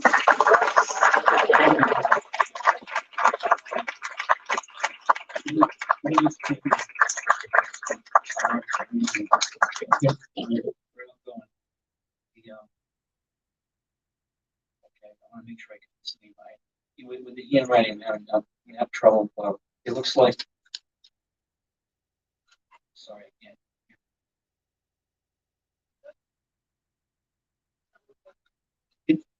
What? I just need to try to read the handwriting. It looks.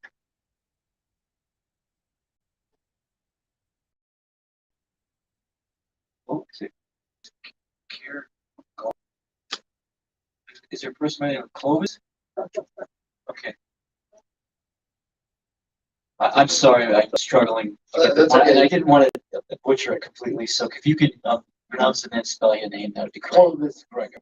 Okay, there we go. Okay. Good morning, members. I just wanted to thank you for giving people the opportunity to speak over here and express how they feeling about this.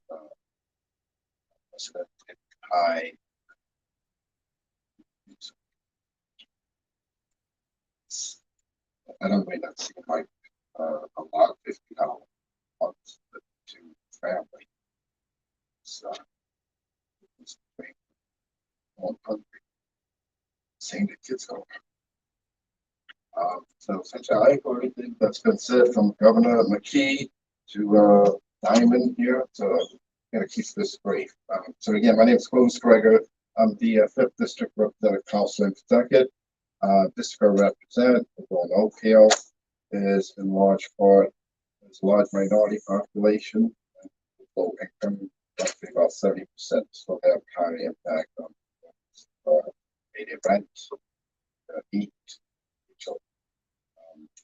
I understand that the utility company is in business to make money, and they should be allowed to do so. However, such a drastic increase of 46 or 47% doesn't make any sense. It's sensitive. I think is reprehensive. When you look at the timing right before winter coming over here, you have people in a rock in a hot place. Utilities, heat are essentials. So what are you going to do? You have to pay. Put them in a position where they're having to choose utilities, heat,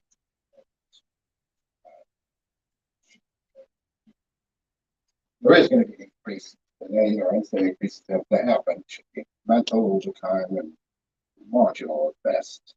Thank you.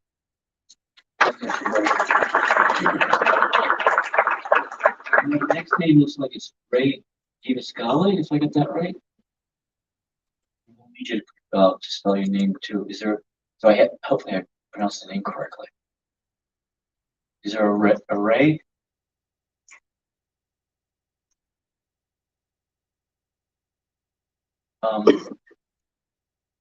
Doesn't. Okay, if hopefully I was pronouncing the name correctly. We can come back to you, Ray, if you're still there. You know, I messed up the name pronunciation. Following Ray, or maybe it was Roy, but I think it looks like Ray. The next person is Cynthia Mendez.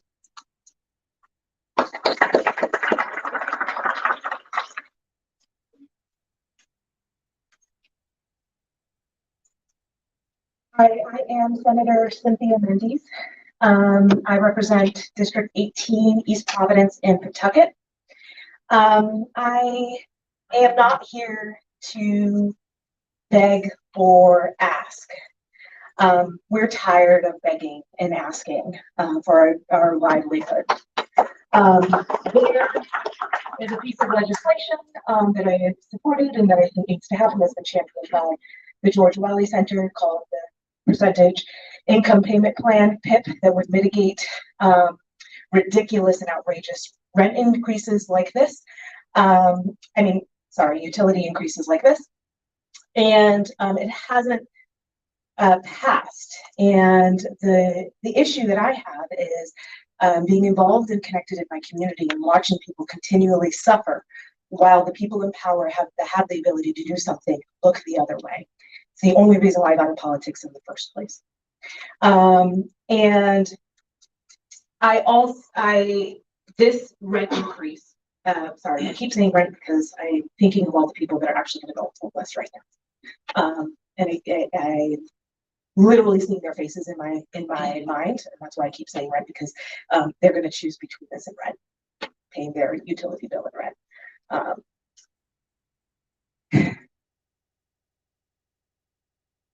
You've already heard how this will impact the most vulnerable. You've heard how it will impact immigrant communities. You've heard how it will impact our elderly. You've heard how it will impact foster youth, the LGBTQ community, Black and brown communities, and children who are living in food insecure homes, heat and electric insecure homes.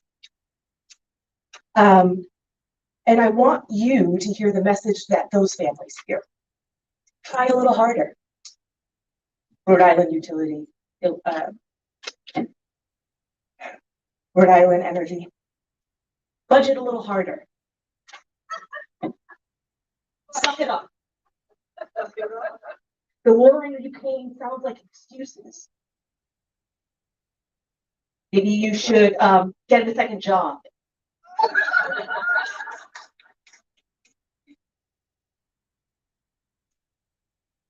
Have you looked at your luxuries and where you're spending and overspending?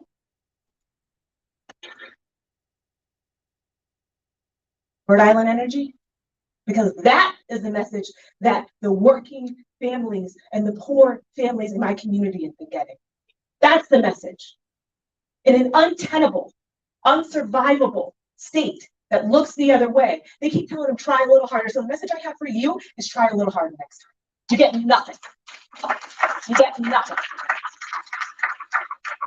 I also encourage this commission to reject Greedy McKee's proposal to spread it out over 12 months. How about no?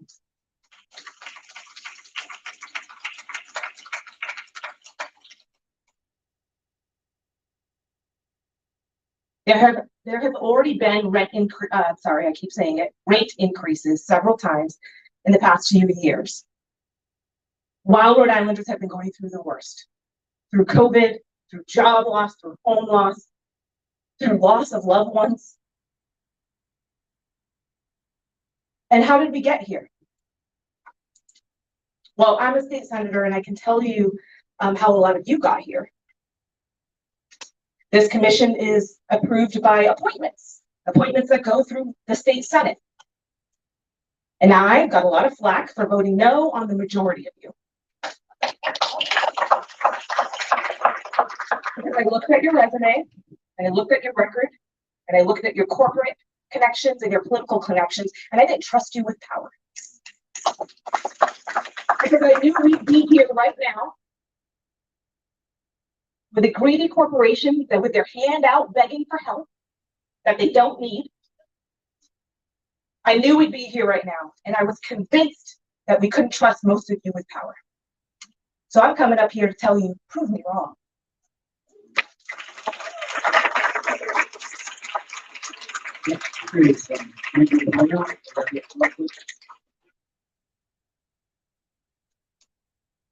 That Poyant. Correct. Poyant. I am Andrew Poyant.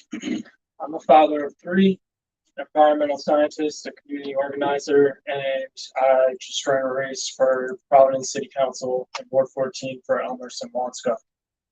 Over the past 6 months, I've had over 1,000 conversations with people in my community.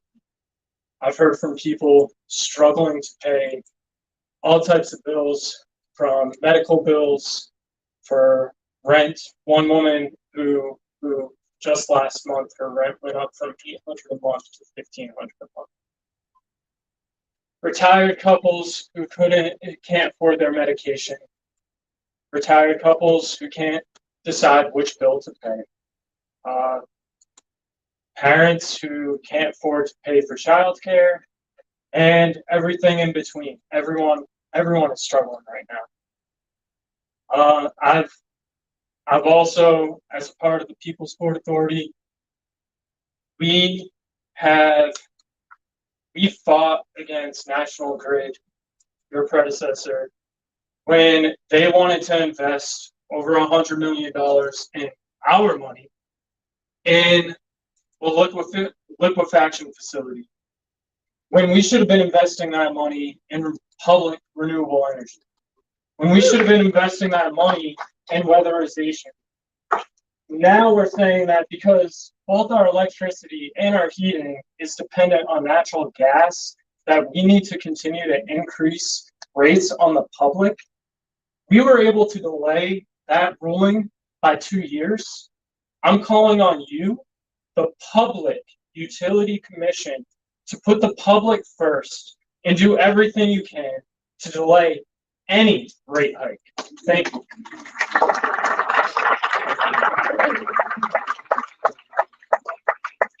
Rich.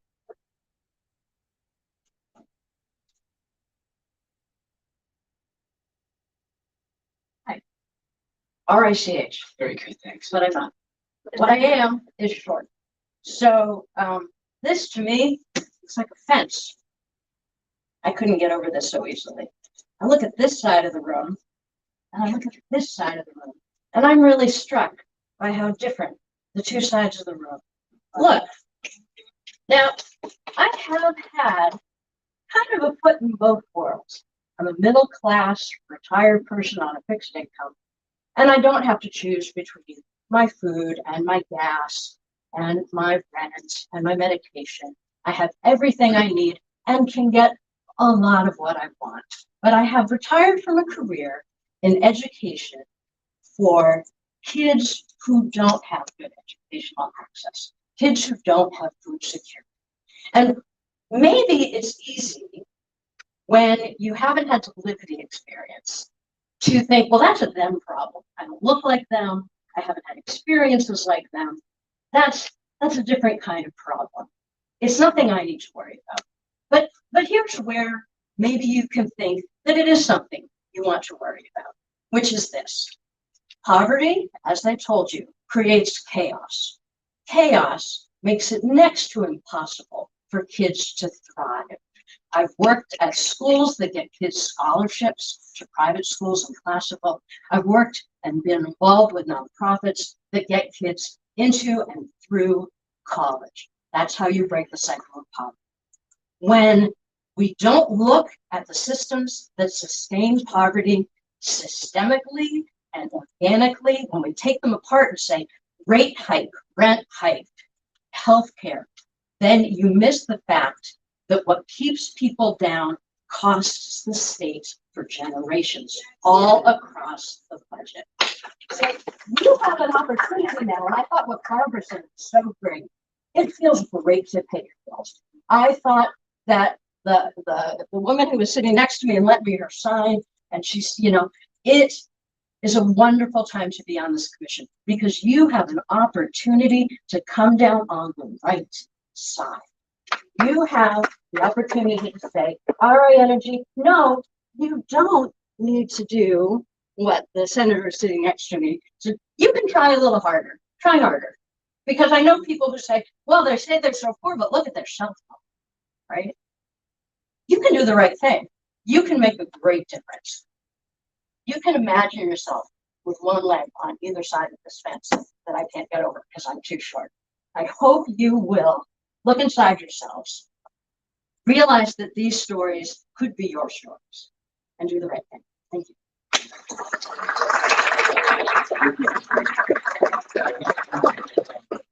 His name is Bonnie, and it looks like it may be Karski, but I'm not sure.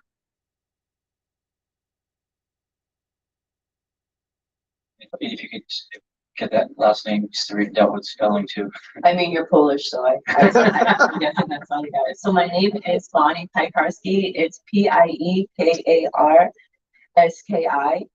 I am one of the co-founders of the Malawas Project, which is located in Woonsocket, Rhode Island, as well as community organizer to Woonsocket Health Equity Zone, as well as I come to you today as an individual who's worked with the youth of Woonsocket for over 20 years. These are low income, quote unquote, high risk youth.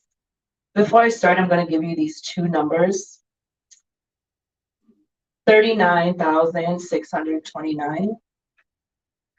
34.8%. 39,629 is the median income for families in Woonsocket, Rhode Island. 34.8% is the number of children that live in poverty currently in the city of Woonsocket. I'm here today for them as I work with them for over 20 years, as I mentioned. What we're not talking about today is what's going to happen as a ripple effect is the exasperation of systems in our community that are already overly utilized. Children's mental health and teens' mental health, which post-COVID are already struggling, will continue to struggle, as well our folks that deal with behavioral health, social workers, our teachers, and our juvenile justice system, which is exasperated. I have young people selling drugs, committing crime in order to help families pay bills. I have to ask people in this room, on this side, if anyone in your family has ever done that. If anyone in your family has ever run a cord to another place to have a space heater, or if a fire has happened in your house because you had to run that cord.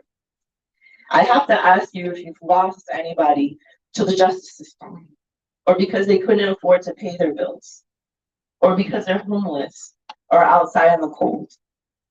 I asked this morning that this rate increase is not given. I asked Rhode Island Energy to look inside yourself and ask yourself if you've ever been affected by this in any way. And I asked yourself to think about the 38.4% of children who live in poverty, just in my community. I don't know what it looks like in every other community, but that's what it looks like in ours. I asked you to think about those children who this winter will probably either not have food, not have light, or not have heat. Thank you.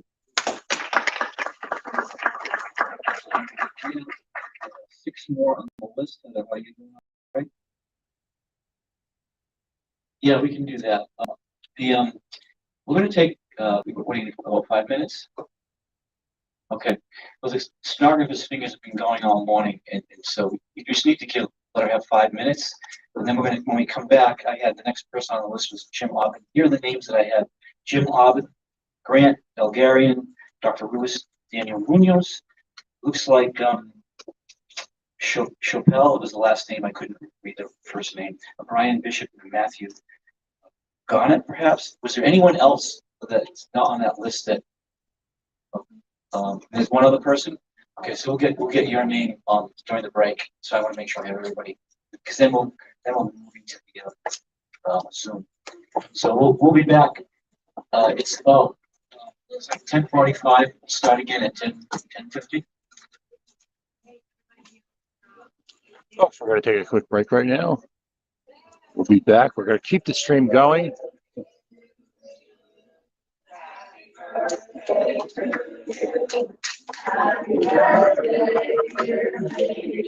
An impromptu happy birthday to Representative David Morales, who has been one of the more provocative speakers here today.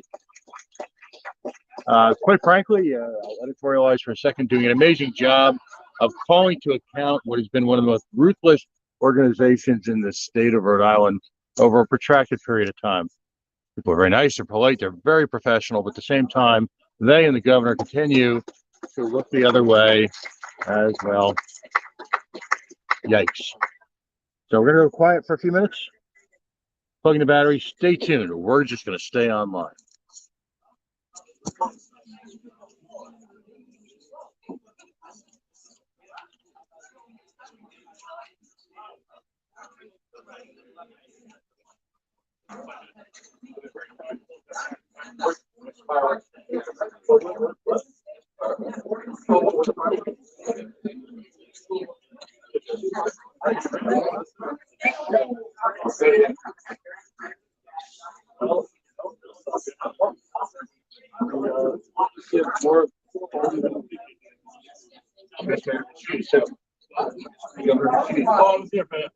Yeah, I stepped out about an hour ago, right back now. So.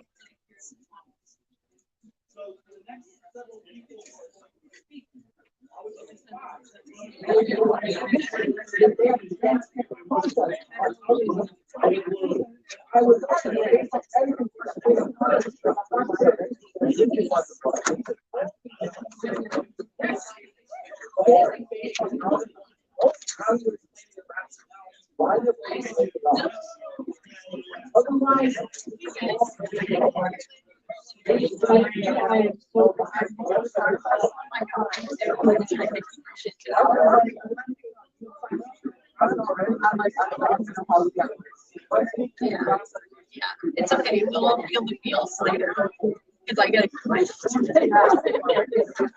contact right there. So I feel like I said I didn't have a meeting already. I really fire.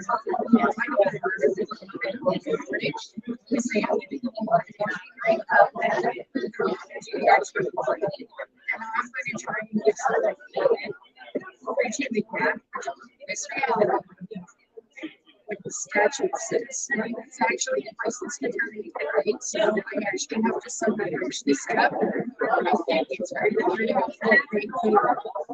when it was 0 increase in the market and spread those costs over the other 8 years. So maybe that's all. And with the 3 billion other credit,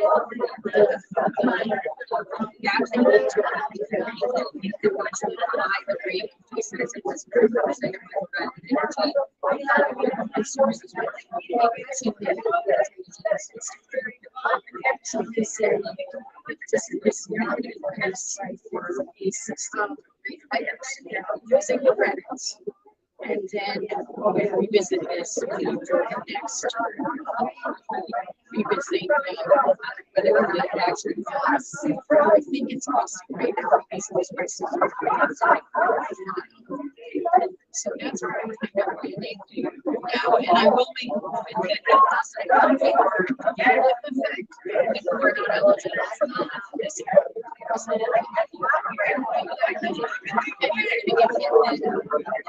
This is like stories. And what I'm advocating for is to push forward that process into that. So that's us. But I don't have another solution. I know what the statute says. So it's like, I have to make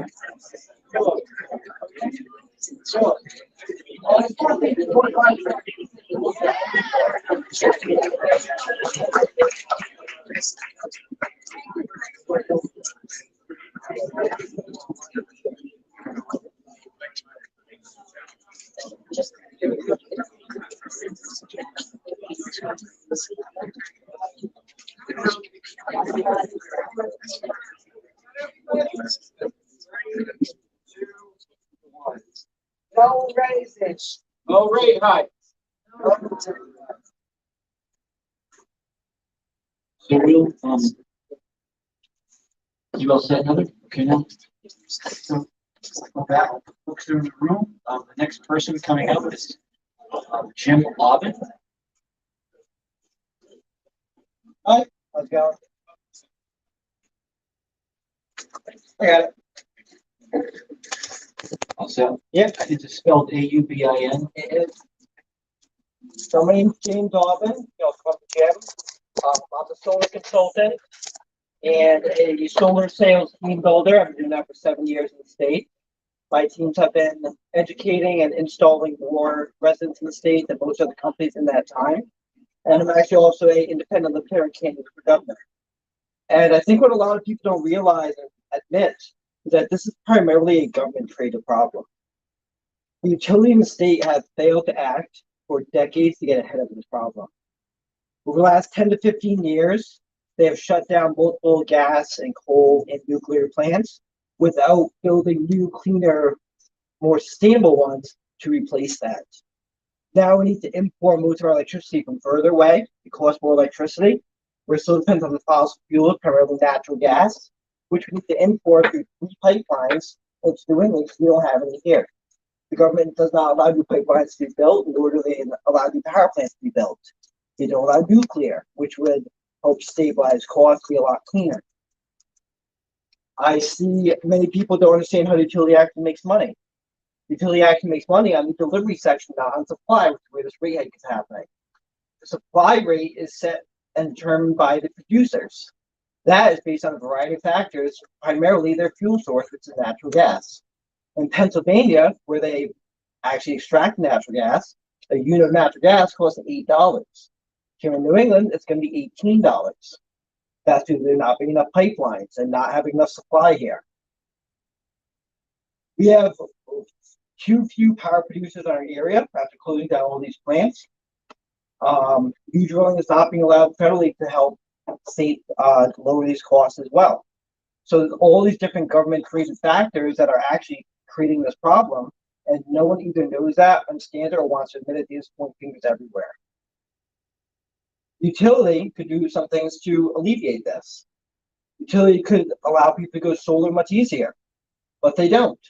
They are very hard on the 3-year historical usage. If you plan to get an electric car or get some space heaters or increase your usage to just have a better lifestyle, they make it very difficult for you to get an appropriately sized system, so you're still dependent on the utility. Also, if you owe money to the utility, you can't go solar. They don't issue you a permit. So people that are actually in the most need cannot get solar and save money. Maybe they should allow people that owe debt to go solar and pay it off on a payment plan. Maybe that makes more sense, right? Solar we still have nuclear power, which is cheaper, much more stable price. I was in the Navy on a nuclear ship for 4 years. Nuclear is incredibly safe, incredibly efficient. Everyone's afraid of it because they look at the one in Ukraine. Can't think of the name right now. Yeah, Chernobyl. Thank you. But guess what? Nobody's building 1960s Soviet reactors anymore. People like to blame things like the pandemic for inflation.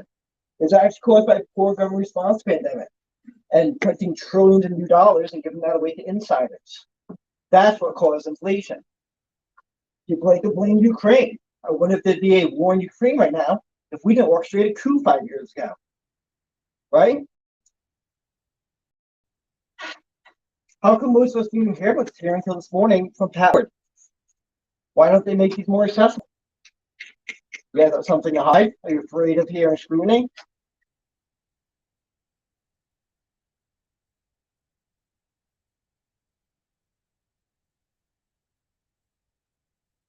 So, if you guys ever want to talk more about how the government is fucking all of us, here's my card. I can go for hours.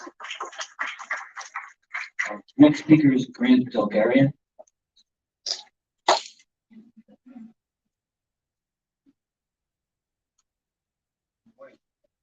It's okay. Some of you are ratepayer. This is a subset of a much bigger, larger problem that has suddenly emerged on us in the last year and a half, 2 years. And that's the cost of housing. All of a sudden, housing costs have exploded unnecessarily, artificially, and we need to do something about that overall as a society. Now, I know the Public Utilities Commission can't address overall housing crisis. This is a subset of it. But we all, as individuals, need to pay attention to it. How come last year lumber prices increased not just 10%, not 20%, 50%? It tripled. How can that happen? We can't blame it on supply chain. We never heard of that term until a couple of years ago. Because lumber isn't coming from overseas. We have it here in the United States. We need to address overall issue. This is a part of it. Excuse me. Not only electric, but also water and also sewer. Heard me say this before. Everybody who lives in Providence, Pawtucket, Central Falls, Valley Falls, the southern part of Cumberland, North Providence, Johnston, Rumford, the northern part of East Providence. You think that the electric rates are proposed being skyrocketing? Wait until you see the sewer rates. Totally unnecessary. PUC had control over this. Still does, I maintain. You can tell Narragansett Bay Commission to stop spending any more money on a stupid tunnel until they do an environmental impact statement to justify the cost. And look at alternatives and combinations of alternatives. We're not talking millions of dollars. We're not talking tens of millions of dollars. We're talking $500 million on a stupid tunnel. Yeah, it's unjustified. Talk about foul-moving signs. The scientists at Brown University Center for Environmental Studies thought the first tunnel was a waste of money. Scientists at URI think the second tunnel is a waste of money. Nobody's following the science. Talk about best practices. There, all the urban areas in the United States 100 years ago built combined sewer systems. And because we passed the Clean Water Act 50 years ago, we have to address the issue. We want fish to swim in the waters. What are they doing everywhere? Do we know? No, we don't. Why? Because the Narragansett Bay Commission refused to pay attention to what's going on nationwide. They refused to do an EIS, environmental impact statement. Why? Because they're, well, we did an EA, environmental assessment. That's good enough. Not good enough at all. They want to slide by with an EA. They don't want to do an EIS. Why? Good question. That's for the PUC to answer. Excuse me. That's coming up, or that's actually come up. PUC gave Narragansett Bay Commission permission to borrow $500 million. $500 million. This is like aid to Ukraine level. But PUC didn't say to Narragansett Bay Commission, you can spend it as inefficiently as possible, as uneconomically as possible. If someone came before the PUC and said they could accomplish the objective with a lot less cost, I would like to think the PUC would say, oh, let's go in that direction. Mrs. O'Geary. I understand that. I am now getting into this. Okay. Because we'll have some proceedings with NBC that I'm sure we'll see. Well, yeah, but you've had it before, and you've had it, unfortunately. Now, in this wonderful little thing we all got in our monthly bill, says, hi, we're Alan, we're happy to be here. One of the words they mumble in here is efficiency. I would like to suggest a little efficiency. And I'm not suggesting efficiency on an overall scale. I'm suggesting efficiency in a specific scale. Why does Narragansett Electric have to read the electric meters every month and send us out a bill every month and charge us just to read the electric meter every month? A number of years ago, Narragansett Bay Commission and Providence Water billed us all quarterly. And that was fine and dandy and hunky-dory. But then all of a sudden, Narragansett Bay Commission decided to bill us monthly. And the PUC said, sure, go ahead. Now, what did that do? That merely tripled the cost of billing, hundreds of thousands of dollars. But nobody seemed to care. Narragansett Bay Commission didn't care. It's not their money. They just bill us for it. Well, a couple of years later, Providence Water and the Narragansett Bay Commission gave Narragansett Bay Commission the permission to do that. Well, a couple of years later, Providence Water said, oh, what a good idea. We'll go bill monthly. So they came before the PUC, and the PUC said, sure, fine, go ahead. So they now bill us monthly. Whatever we want to call our electricity utility has been billing us monthly for as long as I can remember. I suggest we go to quarterly.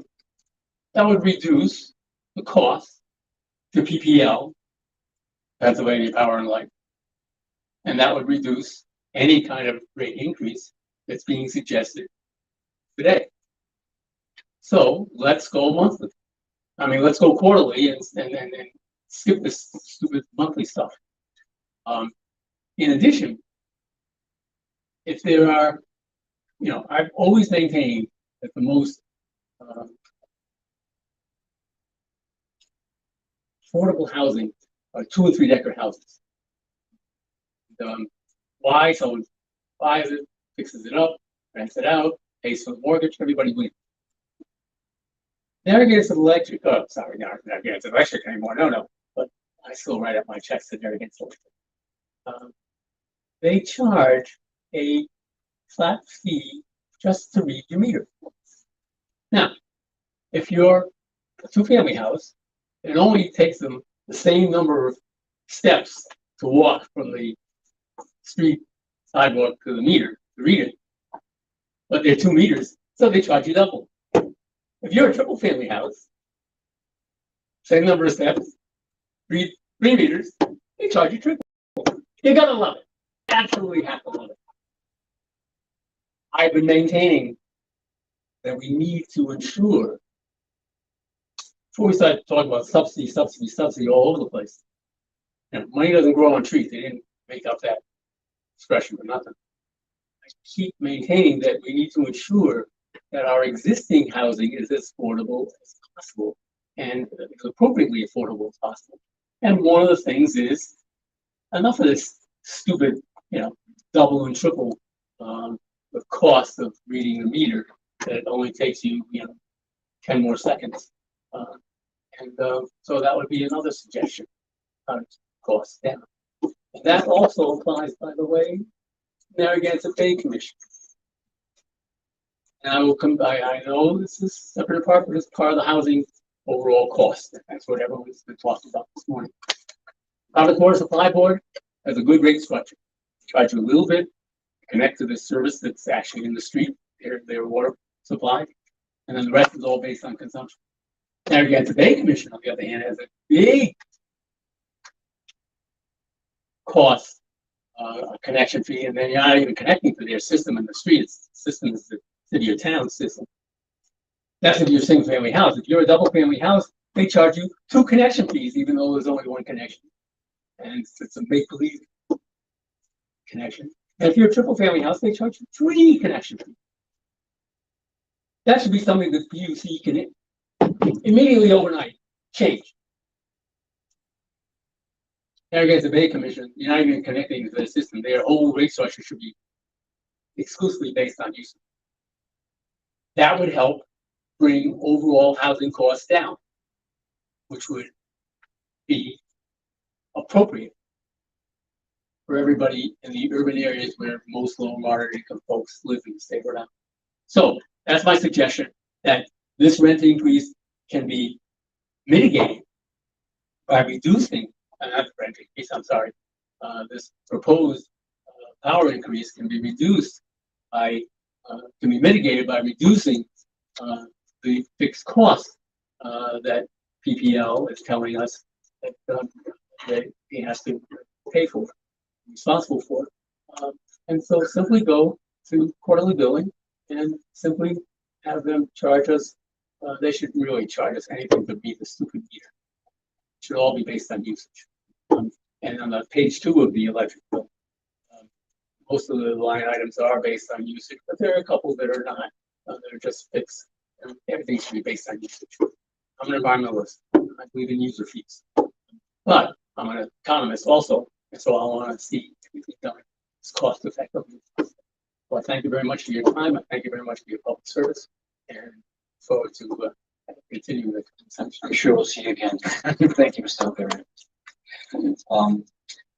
Next on the list is Dr. Luis Daniel Munoz. Hello, everyone. We're all doing well. Many of you probably don't know me. I don't know you, but I think it's a failure of any public body to meet in order to get the information with regards to the impact in our communities. This work should have been done. And, coming from Central Falls, growing up there, living in Pawtucket now, I understand that on the other side of this table, it's deflection and rationalization, rationalizing through an oppressive system that was designed to exploit communities, like the communities behind me, like the community that I come from. If you accept these rates, what you really are accepting is a system of indentured servitude, because that's what we have here. Same thing that the Irish ran away from Ireland from, the greedy landlords. And the rate hike is tightening the shackles on us. And if you let this happen, you will be complicit. You will be complicit. And I want you to know we're not going to be frozen out. We're not going to be frozen out. The governor's proposal is not enough. I want the Senate president, I want the Speaker of the House to understand that for every fire you turn out, we will light a fire in the heart of a Rhode Islander. We will walk these streets, we will march these streets.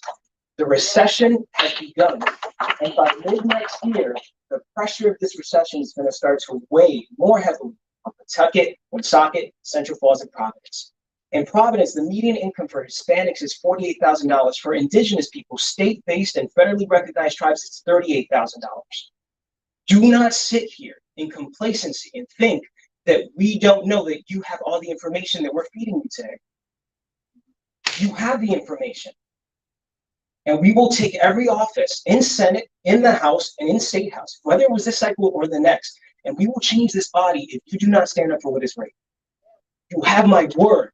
I will light fires in the heart of Rhode Islanders. And if you do not know me, then know me today.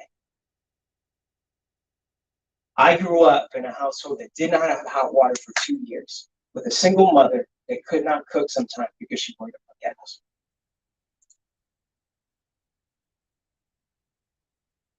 It's serious. I will put my life on the line. People here will too. To fight greedy corporations. And ma'am, it's not you, but it is the system behind it.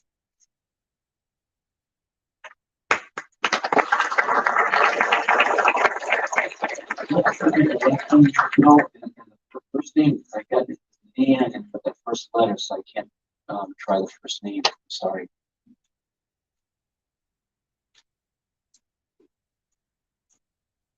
I'm San Chappelle, SANSHOPPLL. Thank you. I just came off running as a candidate to represent East Providence and Riverside, District 65. I knocked thousands of doors, and what I'm hearing from people is fear. Fear that they will not have the ability to pay the utility. I'm talking about seniors, I'm talking about young families. This is real. This is so real that I, who live on a pension, who pays my bills across the 12 months, has already had a substantial increase of $50, more than $50 in my billing. Already, 3 months already, preparing me for the future rent hikes. I'm paying for it already. These people are real people. These are seniors living on pensions, some of them from our state, some of them teachers who don't even have COLA that was taken away from them. COLA is cost allowance increases, cost of living increases. They're living on the same pension they've had for 30 years. We're talking about young families with children that cannot afford all of the burden that is being put on them. I am asking all of you to take a look at these people, some of them who have gone back to work, these people who are demanding you hear them, respect them, pay attention to them. And if you haven't heard enough today, we'll keep telling you again and again and again and again. And I would like to know, how is this transparency happening? When is this vote happening? Is it happening today? Do you need more information from us? Do you need the room to be filled up again next week?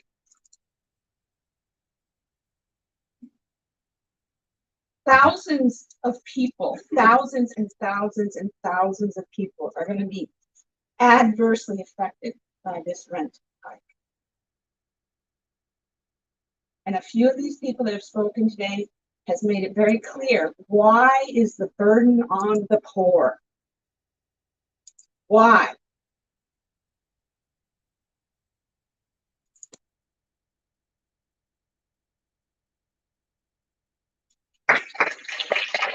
Thank you. Next thing I have is Brian Bishop.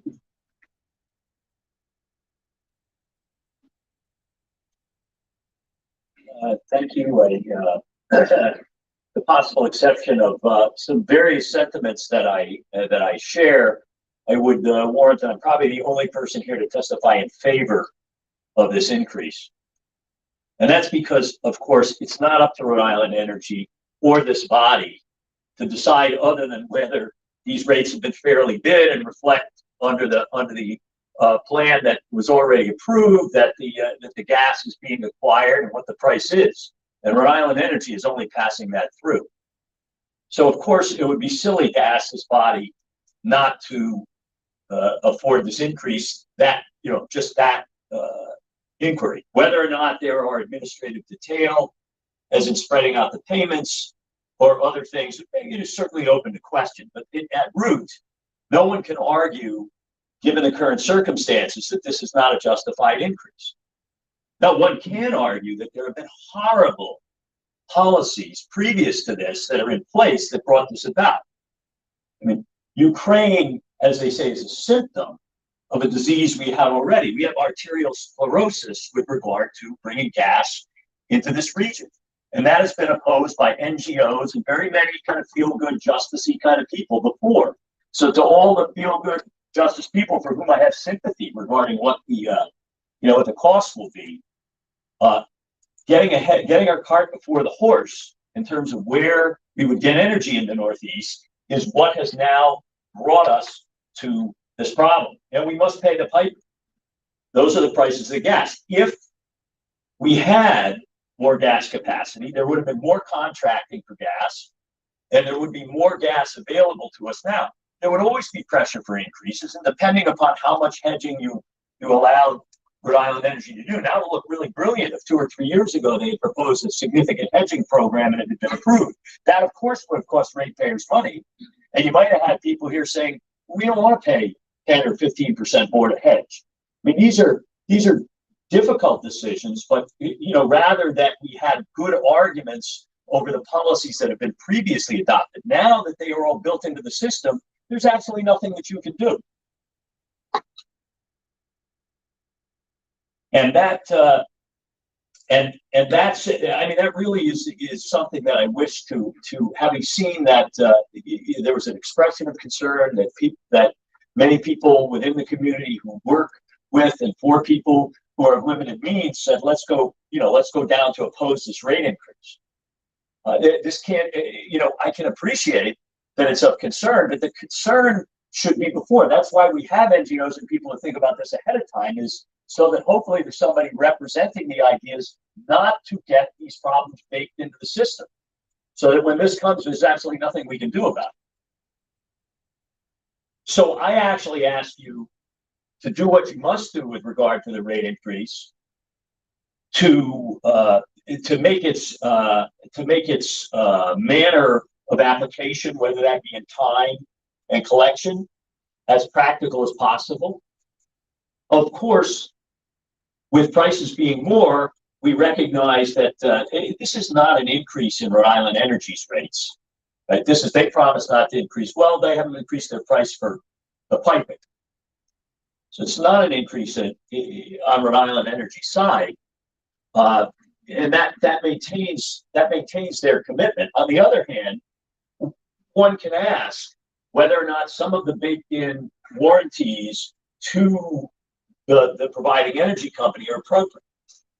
And that has to be asked in an ongoing way. There are automatic percentages that are to be able to be collected on their operations. And while they've warranted not to raise rates, and in the face of inflation, one might say, that's actually a pretty serious commitment they've made. With everything else going on, if they maintain a commitment for some time not to raise their rates for provision, that's actually a benefit to folks. It feels like cold comfort given what the actual price of the gas is going to be. That's pretty significant. But I also think we have to see if there's a little too rich of a cake baked there.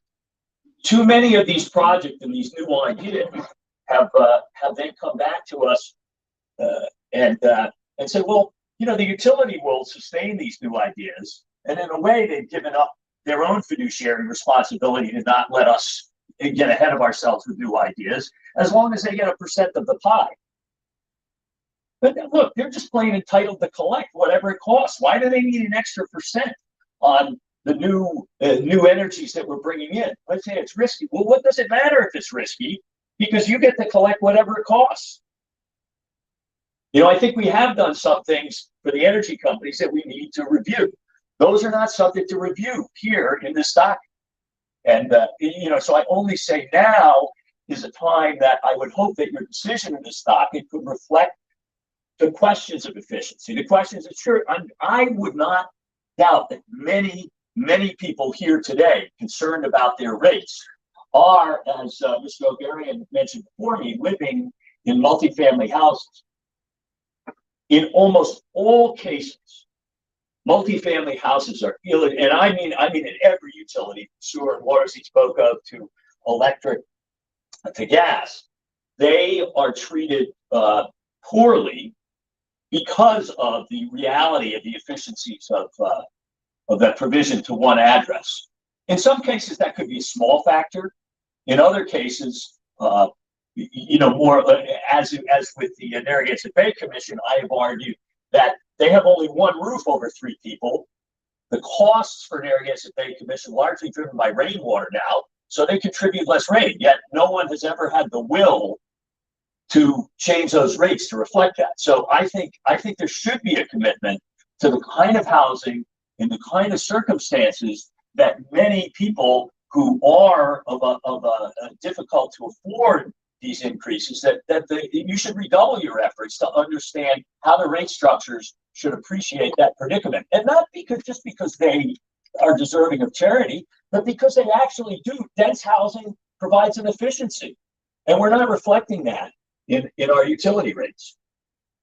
So I appreciate the chance to testify. I don't want to do this without empathy for the people who are concerned about how this will be paid. But if there is assistance to be given, that should be placed at the feet of the legislature, which is complicit in some of these policies and pushing our policies forward.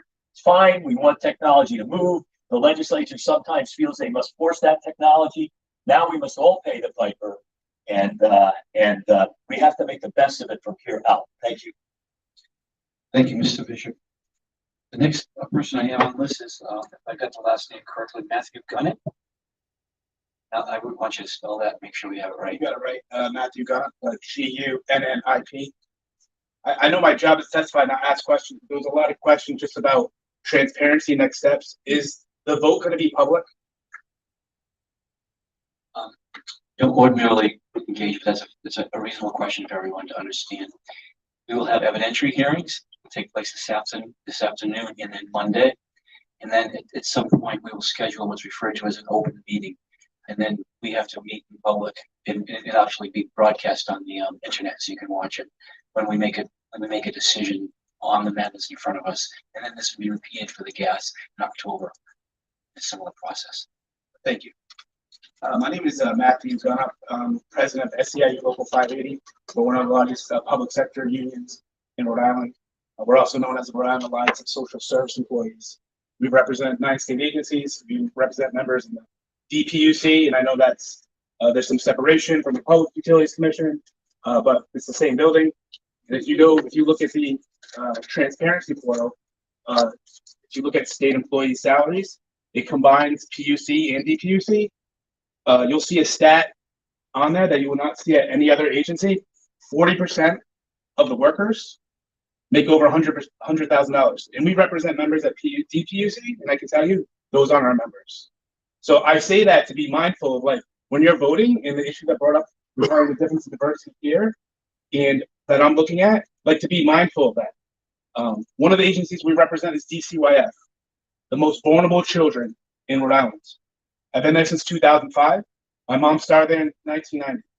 You heard someone that had worked at a specialized foster care agency saying that this vote to raise rates will, have an impact on the foster care system and people giving up kids.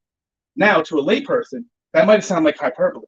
What I will tell you is that the previous governor, Governor Ramondo's administration, slashed rates for specialized foster parents. Now, specialized foster parents take in the most challenging, difficult children in the state of Rhode Island. If they don't make it there, they usually go to a group home. Since we don't have enough group homes, we send them out of state, paying hundreds of thousands of dollars per child. There's also a term used in the social work field, psychology field, which is based on science and peer-reviewed articles and research, called ACEs, Adverse Childhood Experiences. And it basically says, hey, when you add up different traumatic events and stress in the child's life, like the impact that has on their brain, the biology, and how that leads to increased rates of incarceration, mental health issues, poverty, I can guarantee you that just that one example of foster parents being impacted and the kids that they care for, just this is going to have an impact all across the board on Rhode Island's most vulnerable children. I speak personally too. My wife came from Haiti, Cote d'Ivoire, Haiti, with no electricity, no running water. Her father came here, worked 3 jobs homeless to get her to come here. And I would think about the stress she's going to have if and when she sees that bill. And let me say, I have a lot of white privilege, so it's not going to be nearly anywhere as impactful as well as some other folks. But when my wife sees that, as she's caring for our 15-day-old baby, and she's stressed that she left work to take care of our baby, that what she's going to see and the stress that's going to go through her mind, because she had stress just about financial issues. She came from a place from nothing, so she thinks of everything way more than I do as far as being fiscally and financially responsible and the implications of not saving and not providing for a family. That's going to be extremely stressful just on the mother of my child. And that's not like, I'm not trying to even like compare that to any of the other experiences we heard today that are representative for like the community, people that are already in poverty. Like, I'm going to like be okay. But this is a huge problem, and we need to reject that. We need to reject that. The political influence or the favoritism that is a history of this commission, you have an opportunity to like reject that, to make the right choice. Because this is like not about you. This is about those children and families that are going to suffer. There has to be another way. There needs to be transparency. This hasn't been on the docket that long, and there needs to be transparency. And the timing of this is not okay, because it's in the morning on a Friday when the people it's mostly effective are trying to like work 2, maybe 3 jobs to provide for their families, and they can't be here. So thank you for like the representatives who came here and spoke up, elected, unelected. I think that speaks to like how important this is. So I plead with you to do the right thing for the right reasons. And if that's not the case, you're going to have to leave with that peace of mind and the public scrutiny that's going to come with it. Thank you for the opportunity. Thank you, Mr. Gunn. Last name I have on the list is Joseph Montero. Is there anyone else after Mr. Montero that's left who still wants to speak? If there is, we'll just need to get the name. Montero, Montero. I'm not here to oppose capitalism. Neither am I here to oppose you building a strong legacy for your families. And I'm thankful and grateful to live in a country to have accessible energy and electricity. I'm thankful for the service that you guys provide. But I'm not thankful that your leadership is willing to choose profits over people. We all know the saying, with great power comes great responsibility. You create and hold the power to homes and businesses of the Rhode Island community. But where is your responsibility? You are not just sacrificing the lives of the people in this room, but also your families, your co-workers' families, and thousands of Rhode Islanders. Do you not see the ripple effect of your rate hike? As the energy that supplies the grocery markets and hospitals, the energy of every other corporation and businessmen and women alike who struggle to afford your rates? This is your chance to be the leaders of your community rather than the opposition of your community. This is your chance to lead by example. with your votes and decisions that even your children will be affected by your own business plans and negotiations with your suppliers? Is this the legacy your CEOs, owners, and stakeholders want to set? Or do you want to be part of the history that tells a story of leadership who had changed the lives of an entire state? But is it worth it to take away the power of Rhode Islanders, knowing they can't afford another kilowatt to turn their electric stoves on or charge their phones to make their business calls? In this era, everyone needs to make sacrifices, but your sacrifices as leaders and your compassion for your customers will set the tone for the rest of our nation. You all sit here and get paid to be at this hearing. It's your job, but I had to miss my small business meeting to be here. I lose out on my check because I and everyone behind me chooses people over profit. Join the power of our voices and the power of our community. Light up the hearts of Rhode Islanders by building a plan to make sure that energy is affordable for all and don't turn a kilowatt into a kilowatt. Yeah. Thank you guys for sharing. Thank you. One is first name's Carrie. Again, I'm just struggling with beginning around the last name. I apologize. I didn't even want to try, but easy. Okay, I thought that's what it was. Can you spell it for us? Yes, it's I-Z-Z-I. Well, that was easy. Oh, thank you for letting me speak today. I'm a very private person, so this takes a lot for me to come here today and speak in front of all of you. But I truly, I believe if there is a will, there is a way. And why I bring that up is because almost 10 years ago, I was given a 2% chance of surviving a year, 2%. And when I walked out of there, I had the will, and I found a way to be standing here today, 10 years later, almost, because there is a way. You just have to find that way. And I know that there is another way other than these high rates going up, that if you just believe that you can find another way, you can. And again, I have a lot of passion coming here today. It takes a lot because I have high anxiety and I'm not a very good speaker, but it's very important to me because I don't know how I'm going to pay this high rate increase. I don't know how I'm going to meet that. It's going to be really be a struggle for me. So I really ask you to just please, really think hard before you make this decision, because we're all relying on you. We're relying on our survival, my survival, and I know that there's another way. You just have to go put your heads together and make it happen. I made it happen. I'm here today, 10 years later, and all the odds are against me, all the odds. And I'm still fighting today. Each and every day I fight. So please consider this. Thank you. Last name I got on the list, Visa Clifton. Excuse me? Oh, someone else too? Okay. We'll get you. I'm sorry, go ahead. Yes, so I wanted to just step up to echo some of the sentiments that have already been shared, and to also echo the sentiments around the need for transparency. It's come up in the last few testimonies, and again, I want to echo how important it is to the community that folks understand what you're deciding, why you're deciding it, and as folks have said, really thinking about what time of day and how you're able to engage the people. I also wanted to speak because I've had an opportunity to bear witness. Since 2003, I've worked in different capacities with communities in Rhode Island.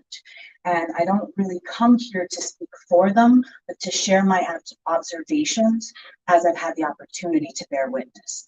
I've had an opportunity to work with families who have children with asthma. In that capacity, I walked into homes and saw the families who had nebulizers, as was noted earlier, plugged in to make sure that their children could breathe. I had an opportunity to, in fact, engage with families who weren't caring correctly for asthma, as their pediatricians had noted, because they didn't have the resources to pick up medications. They didn't have the resources to make sure they replaced those nebulizers.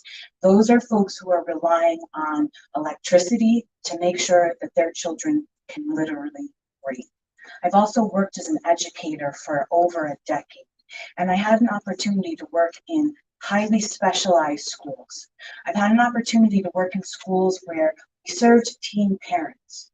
I served young women who were forced by economic circumstances to stay in relationships with abusive older men because they had to make sure that not only they, as young women, but the children that they bore had an opportunity to have electricity and heat as is required for newborn children.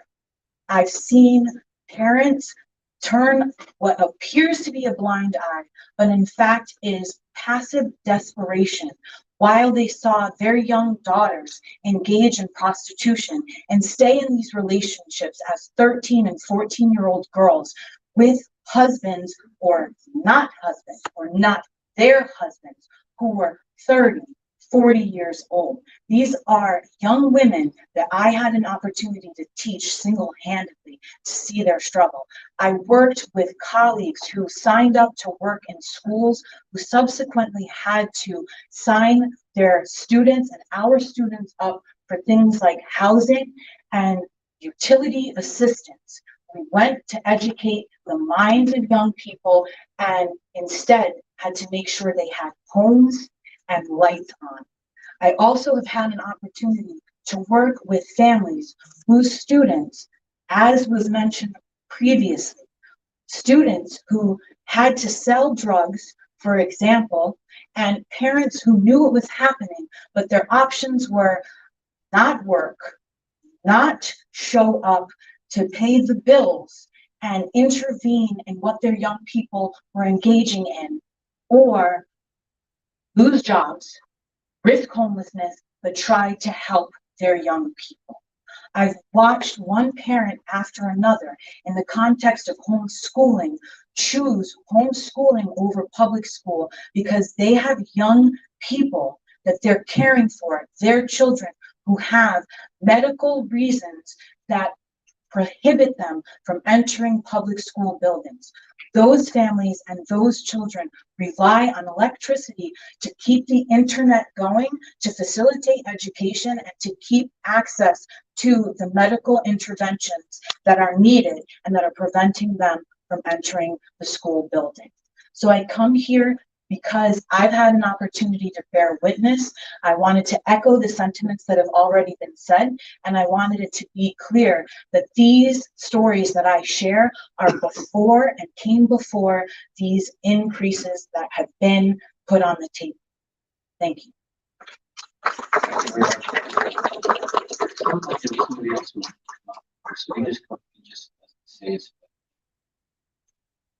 My name is Camilo Rivera. I'm the director of the George Wiley Center. So this isn't how my name, Camilo Viveros. So you get a chance to meet some great grassroots groups, you know, more the Port, the Port Authority, our own Port Authority, Sister Fire, the George Wiley Center. This isn't how we wanted to meet PPL.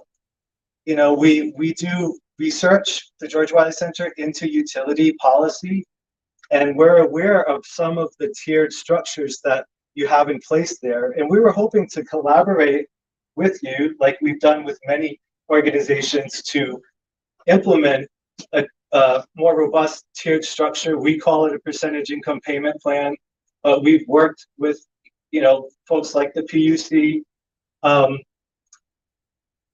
And unfortunately, you made that impossible. This is your introduction to us in a way, and I don't, you know, we're familiar with the technical arguments. So please, you know, I've been to a lot of these hearings. I'm familiar when I walk down the hall, and you'll laugh, oh, well, they don't understand the difference between the supply and distribution charge. And we had a press conference last week, and the offer still stands. Economics 101. We can get an expert to talk to anybody in this room, because we refuse to be treated like we're stupid, that you don't make a profit off of the supply chain. When you go to Walmart and they say something, right, let me speak in a more popular education format so you can absorb it a little clearer. When you go to Walmart and say the supply chain has some difficulties and the prices go up and you buy whatever the product is, does that mean that Walmart is no longer a for-profit company and does not make money off of that purchase? It's a for-profit company, right? Is PPL no longer nonprofit through the supply side?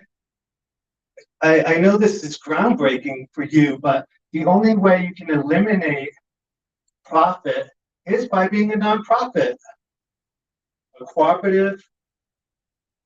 We're no longer going to believe the shell game that deludes us into believing that you can play games with your accountants, play games with the distribution and the supply chain, and it's unacceptable. We've heard many speakers, billions of dollars you've had to come to this state.